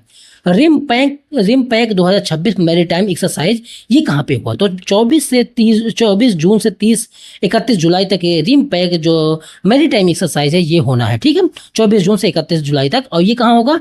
ये हवाई द्वीप जो USA में वहीं पे होगा। और ये दुनिया का सबसे बड़ा मैरीटाइम एक्सरसाइज है नौसेना का। 30 दिनों की नौसेना इसमें भाग लेती है, 30 देशों की। भारत 2014 से इसमें भाग लेता है, ठीक है। ई गवर्नेंस पर 29वां राष्ट्रीय सम्मेलन, जिसको बोलते हैं NCEZ 2026, इसका आयोजन कहाँ पे किया गया? तो इसका जो आयोजन किया गया दोस्तों, राजस्थान के जयपुर में 1 से 2 जुलाई को किया गया। और ये किसके द्वारा किया जाता है? तो DARPG, जिसको बोलते हैं department of administrative reform and public grievances, plus MEIT, जो मिनिस्ट्री ऑफ मतलब कि टेलीकॉम है, उसके द्वारा और गवर्नमेंट ऑफ राजस्थान के द्वारा मिलके इसका जो है सम्मेलन का आयोजन किया गया। इसका उद्देश्य यह है दोस्तों, डिजिटल गवर्नेंस को और पब्लिक जो सर्विस डिलीवरी है उनको मिक्स करके डिजिटल गवर्नमेंट का यूज करते हुए पब्लिक सर्विस डिलीवरी को बढ़ाना है। जो जनता की सेवाएं होती है, जनता को प्राप्त होनी चाहिए, उसके लिए जो है डिजिटलीकरण को, इन सब चीज़ों को बढ़ाओ, उसके लिए इसका सम्मेलन का आयोजन होता है। हुल दिवस जो है किसकी याद में मनाया जाता है? तो हर साल जो है 30 जून को संथाल विद्रोह की स्मृति में ये हुल दिवस मनाया जाता है। संथाल विद्रोह कब हुआ था? 1855 को सिद्धो और कानो के ये नेतृत्व में हुआ था, ठीक है। तो ये दिमाग में रखना। नेशनल डॉक्टर्स डे जो है कब मनाया जाता है? तो हर साल 1 जुलाई को नेशनल डॉक्टर्स डे मनाया जाता है दोस्तों। और ये किसकी याद में मनाया जाता है? महान चिकित्सक वेस्ट बंगाल के 2nd CM थे, जिनका नाम था डॉक्टर विधान चंद्र राय। इनकी जयंती पर ये जो है पहली बार 1 जुलाई 1991 को नेशनल डॉक्टर्स डे मनाया गया था। इस बार की जो थीम रही है दोस्तों, वो रही है behind the mask who heels the healer. जो हील करते हैं उनको कौन हील करेगा, वो इसकी थीम रही है, ठीक है। कि सर्वोच्च न्यायालय, जो हमारा सुप्रीम कोर्ट है, उसमें जजों की संख्या अब बढ़ा के, देखो जो प्रतियोगिता दर्पण मैगजीन होती है, अगर ये जुलाई की मैगजीन है तो इसमें जो इन्फॉर्मेशन होती है वो मई की होती है। और जैसे अभी अगस्त की भी मैगजीन आ गई है तो उसमें पूरी तरीके से जून की इन्फॉर्मेशन होगी, ठीक है। तो चलो पहले हम इसको कवर कर लेते हैं, जुलाई की, और मैं जल्दी से फिर उसके बाद अगस्त की मैगजीन उसको भी कवर करवा दूंगा। देखो सर्वोच्च न्यायालय में अब जो न्यायाधीश की संख्या है वो बढ़ा के 38 कर दी गई है। एक मुख्य न्यायाधीश होंगे और 37 अन्य न्यायाधीश होंगे, ठीक है। पूर्व में यह संख्या पहले इसके जब नहीं बढ़ाई गई थी तब 34 थी, और उसमें एक जो है CGI होते थे और 33 जज होते थे, अन्य जज होते थे, अन्य न्यायाधीश होते थे। ये जो फैसला लिया गया दोस्तों कि सुप्रीम कोर्ट के जो जजेस की संख्या है, क्योंकि हमारे पास इतने केसेस पेंडिंग है, 4 करोड़ से ज्यादा केसेस पेंडिंग है पूरे जुडिशरी को लेके, उसमें सबसे ज्यादा लोअर जुडिशरी में, फिर हाई कोर्ट में, फिर सुप्रीम कोर्ट में, इस तरीके से मामले पेंडिंग है। तो इसी को देखते हुए समय समय पर जजों की संख्या बढ़ाई जाती है। तो उसी को ध्यान में रखते हुए 17 मई 2026 को राष्ट्रपति के द्वारा अध्यादेश लाया जाता है। और ये काम कर कौन सकती है? ये काम हमारी संसद कर सकती है। आर्टिकल 124(1) हमारा संविधान का दिया है, और उस आर्टिकल में ये दिया गया है कि समय समय पर अगर जजों की संख्या की जरूरत पड़ती है तो संसद प्रावधान करके जजों की संख्या को बढ़ा सकती है, ठीक है। तो यही काम जो है किया गया। पहले क्या किया गया था? सर्वोच्च न्यायालय जो एक्ट बनाया गया, संसद ने एक कानून बनाया, एक सर्वोच्च न्यायालय अधिनियम, और इसी के तहत वो क्या करती है, अब समय समय पर संशोधन करके जो है जो सुप्रीम कोर्ट के जो जज हैं, जो उनकी संख्या बढ़ाती रहती है। तो ये एक एक्ट पारित किया गया था 1956 का, ठीक है। संख्या देखो 1956 में कितनी थी? एक मेन जज थे, CGI थे, और 10 जो है अन्य जज थे, तो टोटल 11 थे। 1960 में ये संख्या बढ़ा के 14 कर दी गई, 1977 में 18 कर दी गई, 1986 में 26 कर दी गई, 2008 में 31, 2009 में 34, और अब 2026 में बढ़ा के 38 कर दी गई है। तो आपसे छोटी सी इन्फॉर्मेशन ये पूछ सकता है कि अब सुप्रीम कोर्ट में जजों की संख्या कितनी हो गई है, किस एक्ट के माध्यम से बढ़ाया जाता है, और कौन बढ़ा सकता है, किस आर्टिकल में दिया गया है। इतनी इन्फॉर्मेशन आपको से पूछी जा सकती है, ठीक है। अब देखो, आपको पता है कि मई में 4 राज्यों में चुनाव होते हैं। कौन कौन से राज्य में? 4 राज्य और एक जो है UT, इसमें चुनाव होता है। तमिलनाडु में होता है, केरल में होता है, असम में होता है, वेस्ट बंगाल में होता है, पुडुचेरी में होता है। तो इनसे जुड़ी इन्फॉर्मेशन हमारे काम की क्या हो सकती है, वो मैं आपको बता देता हूँ। देखो पहले हम तमिलनाडु को लेते हैं। तमिलनाडु में टोटल जो सीट थी, अब देखो ये मिलान में सवाल पूछे जाते हैं, ऐसा नहीं पूछे जाते कि पुरानी इन्फॉर्मेशन हो गई है। जब एग्जामिनर क्वेश्चन सेट करता है तो साल भर की घटनाओं को, 1.5 साल तक की घटनाओं को देखता है और उनसे सवाल निकालता है। ऐसा नहीं कि यार हमको लग रहा है कि पुरानी इन्फॉर्मेशन हो गई, हमारे हिसाब से नहीं चलता है वो, ठीक है। तो तमिलनाडु जो है, जो स्टेट है, यहाँ पे कुल सीटों की संख्या कितनी है? 234 विधानसभा की। अब इसमें जो एक नई पार्टी उभरी, उसका नाम है तविलगा वेद्रिकनकम। ये TVK पार्टी जो है, ये 108 सीटें जीती। कितनी सीटें जीती? 108 सीटें। DMK कितनी सीटें जीती? 59। और जो है मतलब DMK द्रविड़ियन मुन्ने कड़कम करके है, और AID में अन्ना द्रविड़ मुन्ने कड़कम करके है, वो 47 सीट जीती। तो DMK 59 और जो है AIDMK 47 और TVK पार्टी 108, और ये सबसे बड़ी पार्टी बन के उभरी। फिर इसका कांग्रेस वगैरह ने समर्थन दे दिया, जिसकी वजह से ये विजय जोसफ की पार्टी थी, और चंद्रशेखर जोसेफ विजय, ये जिनको हम थलपति विजय बोलते हैं, यही जो है नए सीएम बनते हैं। और मतदान जो है प्रतिशत कितना रहा, 85.1% रहा, और मतगणना 4 मई को हुई। बस इतनी इन्फॉर्मेशन। देखो काम की आपकी इन्फॉर्मेशन ये है, ये याद रखना। दूसरी टीवी की जो पार्टी, इसका फुल फॉर्म याद रखना, और नए सीएम कौन बने हैं ये जरूर याद रखना, ठीक है। इस सबसे मोस्ट इंपॉर्टेंट ये है। चलो अब तमिलनाडु के विषय में हमने इन्फॉर्मेशन ली। शपथ इन्होंने 9 मई को लिया, 10 मई को राज्यपाल शपथ दिलवाता है सीएम को। तो राज्यपाल कौन है? राजेंद्र विश्वनाथ अर्लेकर। और ये जो चुनाव विजय लड़े थे, इन्होंने 2 सीटों से चुनाव लड़ा था, त्रिची ईस्ट से और पेरम्बूर से। बाद में इन्होंने इस्तीफा दे दिया त्रिची ईस्ट से, और ये जो है तमिलनाडु के सीएम बन गए हैं। दूसरा जो स्टेट था जहां पे चुनाव हुआ, उसका नाम है केरल। और यहाँ पे कुल सीटों की जो संख्या थी दोस्तों, वो 140 थी। कितनी थी? 140। तमिलनाडु में 234, और यहाँ पे 234 वहां पे, और यहाँ पे 140। सीटों की संख्या जरूर याद रखना, ठीक है। और यहाँ पे जो किसने जीता, तो यूडीएफ एक गठबंधन बना, यूनाइटेड डेमोक्रेटिक फ्रंट, कांग्रेस का और बहुत सारी पार्टियों का। तो ये जो गठबंधन बना, इसने 102 सीटें जीती। और एलडीएफ जो लेफ्ट का डेमोक्रेटिक फ्रंट का जो गठबंधन बना, उन्होंने तो 35 सीटें जीती। और कांग्रेस ने यहाँ 63 सीटें, सीपीआईएम ने 26 सीटें। और क्योंकि ये गठबंधन में थी इसलिए 102 सीटें दिख रही है आपको, लेकिन कांग्रेस अकेले ने 63 सीटें जीती है। IUML करके एक पार्टी थी, उसने 22 सीट जीती। और यहाँ पे जो नए सीएम बनाए गए हैं, उनका नाम है VD सतीशन, और ये 13वें सीएम है केरल के, ठीक है। और शपथ 18 मई को ली। विधानसभा सीट कौन सी? परम्बूर, ये सीट विधानसभा की सीट थी, वहीं से ये जो सीएम बन के आए हैं वो जीते हैं। राज्यसभा के राज्यपाल कौन थे? राज्यपाल जिन्होंने जो है इनको शपथ दिलवाई, तो केरल के राज्यपाल थे राजेंद्र विश्वनाथ अर्लेकर। राज्यपाल का नाम भी आपको याद रखना है, ठीक है। अब देखो पश्चिम बंगाल में कुल सीटों की संख्या कितनी है? 200। तो यहाँ के राज्यपाल मुझे लग रहा है RN रवि है ना, कहाँ के? तमिलनाडु के। एक बार चेक कर लेना, ठीक है। अब देखो पश्चिम बंगाल में कुल सीटों की संख्या कितनी है? पश्चिम बंगाल में कुल सीटों की संख्या 294। बीजेपी जो जीतती है 208। AITMC मतलब कि ऑल इंडिया तृणमूल कांग्रेस जो जीतती है वो 80। इंडियन नेशनल कांग्रेस 2, CPIM 1, और अदर्स जो है 3 सीटें जीतती हैं। तो आपको ये याद रखना है टोटल सीटें कितनी है। मतदान परसेंट 92% हुआ। 4 मई को चुनाव हुए, और उसके बाद जो है इसके जो है 9 मई को यहाँ के जो सीएम बनते हैं शुभेंदु अधिकारी। बंगाल में पहली बार बीजेपी की सरकार आती है और शुभेंदु अधिकारी सीएम बनते हैं। तो बीजेपी के पहले सीएम होते हैं, 9 मई को ये शपथ लेते हैं, और 9वें सीएम होते हैं पश्चिम बंगाल के, ठीक है। शुभेंदु अधिकारी जो है, अब इनके विषय में जान लो कि 2 सीटों से ये चुनाव लड़े थे, एक भवानीपुर सीट से, दूसरी नंदीग्राम सीट से। बाद में इन्होंने नंदीग्राम की जो सीट है वहां से त्यागपत्र दे दिया। राज्यपाल कौन है? RN रवि। और विधानसभा अध्यक्ष कौन है? रथेंद्र बोस। देखो हो सकता है राज्यपाल के में कंफ्यूजन हो गया होगा, लेकिन आप लोग इसको चेक कर लेना, और मैं जो है एक लिस्ट उसमें डाल दूंगा, पिन कर दूंगा कि इसमें के राज्यपाल कौन है, जितने भी राज्य मैंने आपको बताए, ठीक है। अब देखो असम में जो है कुल सीटें कितनी? 126 सीटें हैं। बीजेपी 82 जीती, इंडियन नेशनल कांग्रेस 19 जीती। और इन सबको याद करना छोड़ दो, बस केवल असम की टोटल सीटें देखो कितनी है, 126। नए सीएम 16वें नंबर के कौन बन गए? हेमंत बिस्व शर्मा, लगातार दूसरी बार सीएम बने हैं, और 12 मई को इन्होंने शपथ ली। राज्यपाल यहाँ पे कौन है? तो लक्ष्मण प्रसाद आचार्य है, और यह जलपाईगुड़ी विधानसभा सीट से चुनाव जीते हैं। अब देखो मैं जितनी इन्फॉर्मेशन अभी बताया ना, उसमें 3 चीजें याद रखना कि तमिलनाडु जैसे है तो वहां पे विधानसभा की सीट कितनी है, राज्यपाल कौन है, सीएम कौन है, इतनी सीट, ये 3 चीजें याद रखना। और अगर कुछ इंपॉर्टेंट हुआ है, जैसे थलपति विजय की पार्टी का नाम याद रख लेना, शुभेंदु अधिकारी का नाम याद रखना, कहाँ से जीते हैं वो इतना इंपॉर्टेंट अब नहीं रह गया, क्योंकि ये थोड़ी इन्फॉर्मेशन पुरानी है, लेकिन जो मोटी मोटी इन्फॉर्मेशन है वो जरूर आपको याद होनी चाहिए, ठीक है। पुडुचेरी देखो, पुडुचेरी में टोटल 30 सीट थी, और यहाँ पे एनडीए जो था, नेशनल डेमोक्रेटिक अलायंस जो है, बीजेपी वाली जो अलायंस है, वो 18 सीट जीता है। SPA जो है, सेकुलर प्रोग्रेसिव अलायंस है, ये 6 सीटें जीता है। और नए सीएम कौन बने हैं? लगातार 5वीं बार N रंगास्वामी लगातार 5वीं बार ये सीएम बने हैं। तो नए सीएम यही है हमारे रंगास्वामी। नए क्या है? वही पहले भी थी, अभी भी वही है। 13 मई को इन्होंने शपथ ली, ठीक है। चलो अगली इन्फॉर्मेशन पे आओ। अगली इन्फॉर्मेशन हमारी ये है मिशन दृष्टि। तो बेंगलुरु में स्थित एक स्टार्टअप है, इसका नाम है गैलेक्स आई स्पेस। गैलेक्स आई स्पेस नाम करके स्टार्टअप है। इसने क्या किया है कि एक जो है रॉकेट जो है उपग्रह लॉन्च किया, अर्थ ऑब्जर्वेशनल सैटेलाइट लॉन्च किया है।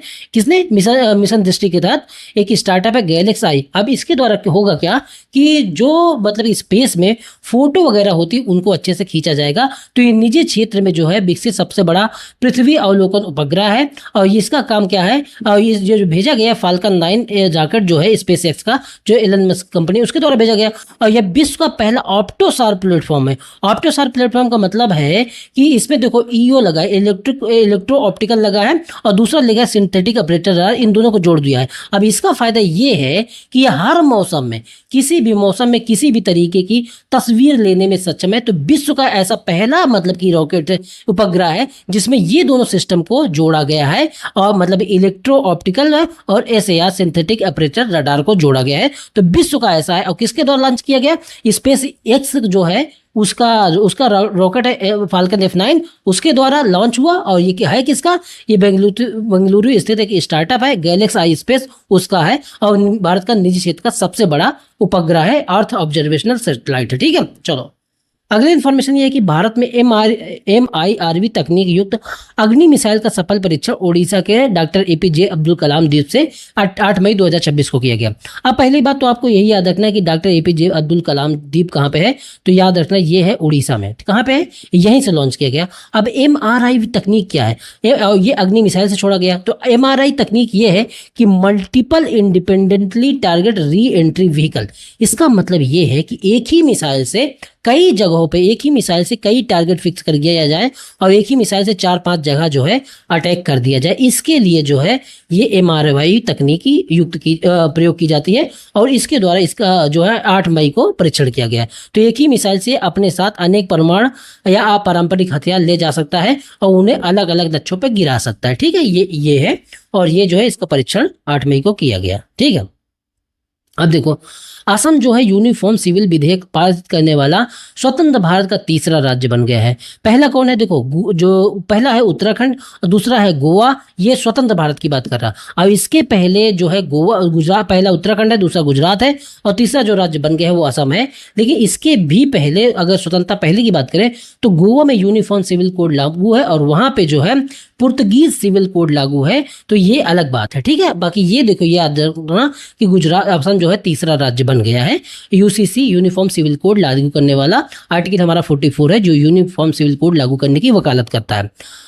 हाल ही में आंध्र प्रदेश के मुख्यमंत्री N चंद्रबाबू नायडू ने घोषणा की है कि राज्य में अगर तीसरा बच्चा जन्म होता है तो 30,000 रुपए, और चौथा बच्चा जन्म लेता है तो 40,000 रुपए की घोषणा की जाएगी। और इससे पहले जो है दूसरे बच्चे के जन्म पर 25,000 की प्रोत्साहन राशि दी जाती थी। तो देखो ये कुछ अलग तरीके की न्यूज है ना। जहां हम जनसंख्या को कंट्रोल करने की बात कर रहे हैं, वहां पे बढ़ाने जैसा कुछ काम हो रहा है कि उसके लिए प्रोत्साहन दिया जा रहा है। तो ये हमसे इंपॉर्टेंट न्यूज है, ये पूछा जा सकता है, इसलिए आपको ये दिमाग में रखना है कि दूसरा बच्चा होगा तो 30,000, चौथा होगा तो 40,000। कौन सा सरकार ऐसा करेगी? तो आंध्र प्रदेश की सरकार ऐसा करेगी। नौसेना की दूसरी IOS सागर पहल का समापन हुआ। ये नौसेना हमारी क्या करती है, इंडियन ओशियन में जो आसपास के पड़ोसी देश है या मित्र देश है उनसे क्या करती है, उनके जो नौसेना के अधिकारी होते हैं, जो टीम होती है, उनको साथ में लेके परीक्षण वगैरह करते हैं जिससे नौसेना में सहयोग बढ़ाया जा सके। उसी को बोलते हैं IOS सागर पहल। तो Indian ocean ship security and growth for all in the region, ये इसका फुल फॉर्म है। ये एक सहभागिता कार्यक्रम है जो विदेशी मित्र देशों के सैनिकों को भारतीय नौसेना के जहाजों पर एक साथ प्रशिक्षण व नौकायन में सक्षम बनाता है। मैंने बताया कि प्रशिक्षण वगैरह का काम होता है। इस पहल में 16 देशों ने भाग लिया, और भारत द्वारा INS सुनैना को शामिल किया गया था। किसको? INS सुनैना को शामिल किया गया था। छोटी सी इन्फॉर्मेशन है। अब देखो अगली इन्फॉर्मेशन पे आओ। NHRC जो है इसके अधिकार से संबंधित महत्वपूर्ण निर्णय जो है पंजाब एवं हरियाणा हाईकोर्ट ने दिया। NHRC को नेशनल ह्यूमन राइट कमीशन, और उसने ये कहा है पंजाब और हरियाणा हाईकोर्ट ने कि NHRC से जो ह्यूमन राइट कमीशन होता है इसके पास केवल सिफारिशें सकती हैं, ना कि इसके पास न्याय ले सकती है। इसका मतलब ये है कि अगर कोई व्यक्ति जो है ह्यूमन राइट का वायलेशन करता है, अगर आप पकड़ते हो उसको, तो ये नहीं कि आप ही दंड देने लगोगे, आप उसकी सिफारिश कर सकते हो कि इसने ह्यूमन राइट का यहाँ पे वायलेशन हो रहा है, ये वायलेशन कर रहा, सिर्फ इसकी सिफारिश कर सकते हो, आप खुद दंड नहीं दे सकते। तो इसी बात को दोहराया है पंजाब एवं हरियाणा हाईकोर्ट ने। तो दिमाग में ये रखना। अधिनियम क्या है? 1953 का अधिनियम है, उसी के तहत NHRC जो है बनाया गया था 1993 में। और यही बताया गया कि इसका जो आदेश होगा किसी भी तरीके से बाध्यकारी नहीं होगा, और जो है न्यायालय की शक्ति इसके पास नहीं होगी। ठीक है, बिहार में संजय गांधी जैविक उद्यान का नाम बदलकर अब क्या कर दिया गया है, तो इसका नाम बदलकर अब पटना जू कर दिया गया है। प्रधानमंत्री हमारे नरेंद्र मोदी जी हैं, उनकी 5 देशों की यात्रा होती है। अब यहाँ से जो अंतर्राष्ट्रीय घटनाक्रम है उसको देख लो। अभी तक हमने जो है राष्ट्रीय घटनाक्रम देख रहे थे, तो पहला घटनाक्रम यही है अंतर्राष्ट्रीय में कि हमारे प्रधानमंत्री की 5 देशों की यात्रा होती है। यूएई जाते हैं, वो नीदरलैंड जाते हैं, स्वीडन जाते हैं, नॉर्वे, इटली जाते हैं और 15 से 26 मई के मध्य जाते हैं। हमारे लिए काम का इसमें यह है दोस्तों, एक एक जो देश है उसको पकड़ के देखते हैं। पहली बात तो यूएई के विषय में जान लो। यूएई के जो राष्ट्रपति हैं उनका नाम है शेख मोहम्मद बिन जायद अल नहयान। और जब ये यूएई जा रहे थे तो उस समय हमारे पीएम का जो वायुयान है उसको स्कॉट किसने किया, तो उसका यूएई का जो लड़ाकू विमान है, क्योंकि मिडिल ईस्ट में इतनी ज़्यादा प्रॉब्लम चल रही है तो कोई भी आके फाइटर जेट या कुछ भी आके हमारे पीएम का जो विमान है उसको गिरा सकता है, तो इसीलिए स्कॉट करते हैं बगल बगल में चलते हुए। तो वो जो चलने वाले हेलीकॉप्टर है, लड़ाकू विमान है, तो यूएई का F-16 है, इसने पीएम के विमान को स्कॉट किया। अब यूएई से हमारे समझौते क्या क्या हुए, तो भारत की एक कंपनी है Indian strategic petroleum reserve limited ISPRL, इसके द्वारा और आबू धाबी की कंपनी के बाद ऊर्जा को लेके, तेल को लेके, इस सब चीज़ों को लेके समझौता हुआ। इसके माध्यम से भारत के जो रणनीतिक पेट्रोलियम भंडार है उसमें यूएई की जो हिस्सेदारी है 30 मिलियन बैरल तक की जाएगी, कि हम कुछ रिजर्व रखते हैं, कि रणनीतिक रिजर्व रखते हैं कि भाई हमारे पास एकदम खत्म होने की जो सिचुएशन में उसका हम यूज़ करते हैं। तो ये जो रणनीतिक भंडार है पेट्रोलियम का, उसमें यूएई की भागीदारी बढ़ाई जाएगी और 30 मिलियन बैरल तक बढ़ाई जाएगी। ठीक है, तो ये यूएई समझौता हुआ। मैरीटाइम डेवलपमेंट काउंसिल हेतु गुजरात के वाडीनार में क्या किया जाएगा, शिप रिपेयर सेंटर की स्थापना के लिए कोचीन शिपयार्ड व ड्राई डॉक्स वर्ल्ड दुबई के मध्य समझौता हुआ कि हम जो है यहाँ पे गुजरात के वाडीनार में शिप रिपेयर सेंटर की स्थापना करेंगे, और इन दोनों के मध्य जो है ये भारत का है और ये जो है दुबई का, इसके मध्य समझौता हुआ। अब हमारे काम की सिर्फ इन्फॉर्मेशन यही थी। नीदरलैंड में हम जो प्रधानमंत्री गए तो इसमें हमारे काम की क्या इन्फॉर्मेशन बनती है। पहली बात तो नीदरलैंड की जो है राजधानी जान लो, तो ये है एम्स्टर्डम। क्या है एम्स्टर्डम, और यूएई की राजधानी दुबई है, ये आपको पता है। तो राजधानी कहाँ के, एम्स्टर्डम है। यहाँ पीएम जो है नीदरलैंड का प्रसिद्ध एक अल्फ लुइजाइक्स पार्क है, बांध है, इसका दौरा किया। तो इस बांध का नाम जरूर याद रखना कि आपसे पूछे कि ये बांध है कहाँ पे, तो ये नीदरलैंड में है। दूसरी बात, यहाँ पे जब इसी अवसर पर लाइडेन विश्वविद्यालय है, इसने क्या किया कि चोल राजवंश की 11वीं सदी की ऐतिहासिक ताम्रपत्र जो है उसके पास थे, उसने यह काम किया कि इसको भारत को सौंप दिया है। तो ये लाइडेन विश्वविद्यालय ने ऐसा किया है, और यह है कहाँ का, ये नीदरलैंड का विश्वविद्यालय है। इसके ने क्या किया है कि चोल राजवंश के 11वीं सदी के जो ऐतिहासिक ताम्रपत्र थे वो भारत के थे और उसको भारत को फिर से सौंप दिया है। ठीक है, स्वीडन से हमारे क्या मतलब पॉइंट निकल के आते हैं, तो स्वीडन जब पीएम हमारे गए तो वहाँ स्वीडन के जो ग्निपेन फाइटर विमानों ग्निपेन फाइटर विमान है, इन्होंने पीएम का जो विमान है उसका एस्कॉर्ट किया। तो इसको चलो इतना याद करने की जरूरत नहीं है। प्रधानमंत्री यहाँ का कौन है, तो उल्फ क्रिस्टन है। इनके द्वारा गोयनबर्ग शहर में भारतीय पीएम की मेजबानी की गई। और आगामी जो शुक्रयान मिशन है, जो शुक्रयान है, इसमें भारत का जो इसरो है और Swedish institute for space physics के मध्य, इन दोनों के मध्य समझौता होता है। किसको लेके, शुक्रयान के मिशन जो जाएगा उसको लेके। ठीक है, और स्वीडन का जो सर्वोच्च सम्मान है जिसको बोलते हैं royal order of the polar star degree commander grand cross, ये अब देखो अलग टाइप का नाम है, तो ये आपसे पूछा जा सकता है। और इस सम्मान को जो है पीएम को हमारे मतलब कि दिया गया, तो ये स्वीडन का सबसे सर्वोच्च सम्मान है। नॉर्वे जब गए तो किसी भी पीएम की 43 वर्ष के पश्चात जो है नॉर्वे की यात्रा थी। नॉर्वे की राजधानी क्या, ओस्लो है। और नॉर्वे का भी सर्वोच्च सम्मान इनको दिया गया, grand cross of the royal Norwegian order of merit, ये है जो है। और इस तरीके से टोटल पीएम के पास जो सर्वोच्च सम्मान की संख्या हो गई ना 32 हो गई है। ठीक है, तो हर देश जाते हैं इनको सर्वोच्च सम्मान दे दिया जाता है। और इसी दौरान भारत के प्रधानमंत्री तीसरा भारत का नॉर्डिक शिखर सम्मेलन होगा, उसमें जो है उन्होंने भाग लिया। तो भारत नॉर्डिक शिखर सम्मेलन जो हुआ उसमें भाग लिया। तो इसमें नॉर्डिक की जो कंट्री हैं, नॉर्डिक की कंट्री कौन कौन, नॉर्वे, डेनमार्क, मतलब फिनलैंड, स्वीडन, ये सब इसकी कंट्री हैं। और इसी में जो है हमारे पीएम ने भाग लिया। इटली जो है जब गए प्रधानमंत्री, तो इटली के विषय में जान लो। प्रधानमंत्री यहाँ की कौन है, जॉर्जिया मेलोनी है। इटली में प्रसिद्ध विश्व के जो अजूबे हैं उनके इटालियन स्टेडियम, इसका जो है हमारे पीएम ने दौरा किया। भारत में इनोविट इंडिया नाम से नवाचार केंद्र स्थापित किए जाएंगे, इसके लिए इटली से सहमति बनी और इटली इसमें सहयोग करेगा। ठीक है, 2027 को Italy India year of cultural and tourism के रूप में मनाया जाएगा, इसकी घोषणा की गई। इसमें इंपॉर्टेंट बात यहाँ पे ये है, आपको पता है कि फूड एंड एग्रीकल्चरल जो ऑर्गेनाइजेशन है FAO, वो है, उसका हेडक्वार्टर कहाँ है, उसका हेडक्वार्टर रोम है। और यहीं पे रोम में जब इसके क्वार्टर ने यहाँ के जो महानिदेशक है उनका नाम है डॉक्टर क्यू डोंग, इन्होंने हमारे पीएम को, मोदी जी को, एग्रीकोला, ये खाद्य सुरक्षा के संबंध में सबसे बड़ा अवार्ड है, मतलब कि फूड में, तो एग्रीकोला जो अवार्ड है एफएओ द्वारा दिया जाता है, इसको हमारे पीएम को दिया गया। तो ये इंपॉर्टेंट न्यूज है, इसको याद रखना। और इसका कारण यह है कि खाद्य सुरक्षा, सतत कृषि व ग्रामीण विकास में जो भूमिका रही है पीएम की, वो ऐसा वो मानते हैं कि इनकी भूमिका इंपॉर्टेंट रही है, तो इसीलिए इनको एग्रीकोला मेडल दिया गया है। किसको? हमारे पीएम मोदी जी को। ठीक है, चलो। और यही जो है जब गए तो भारत तीसरा नार्डिक सम्मेलन जो भारत और नार्डिक के देशों के बीच में हुआ, उसमें जो हमारे पीएम ने भाग लिया। पहला नार्डिक सम्मेलन 2018 में स्टॉकहोम में होता है, दूसरा 2022 में कोपेनहेगन में होता है, और तीसरा जो है ओस्लो नॉर्वे में हुआ 19 मई 2026 को। और यहीं पे हमारे पीएम मोदी गए और इस नार्डिक सम्मेलन में भाग लिया। नार्डिक देश में कौन कौन से आते हैं? उत्तरी यूरोप के 5 देश हैं, नॉर्वे है, डेनमार्क है, फिनलैंड है, स्वीडन है और आइसलैंड है। और इनके जो ऑटोनोमस थोड़े थोड़े क्षेत्र हैं वो सब भी आते हैं, तो इनको मिला के नार्डिक देश कहते हैं। और इनका और भारत का सम्मेलन होता है, तो वहीं ओस्लो में हुआ इस बार, तो वहीं उसी सम्मेलन में पीएम ने भाग लिया। अगला जो भारत नार्डिक सम्मेलन होगा वो कहाँ होगा? वो फिनलैंड में होगा। ठीक है, चलो। साइप्रस के राष्ट्रपति की भारत यात्रा होती है, कब होती है दोस्तों? तो 20 से 23 मई 2026 को साइप्रस के राष्ट्रपति की भारत यात्रा होती है।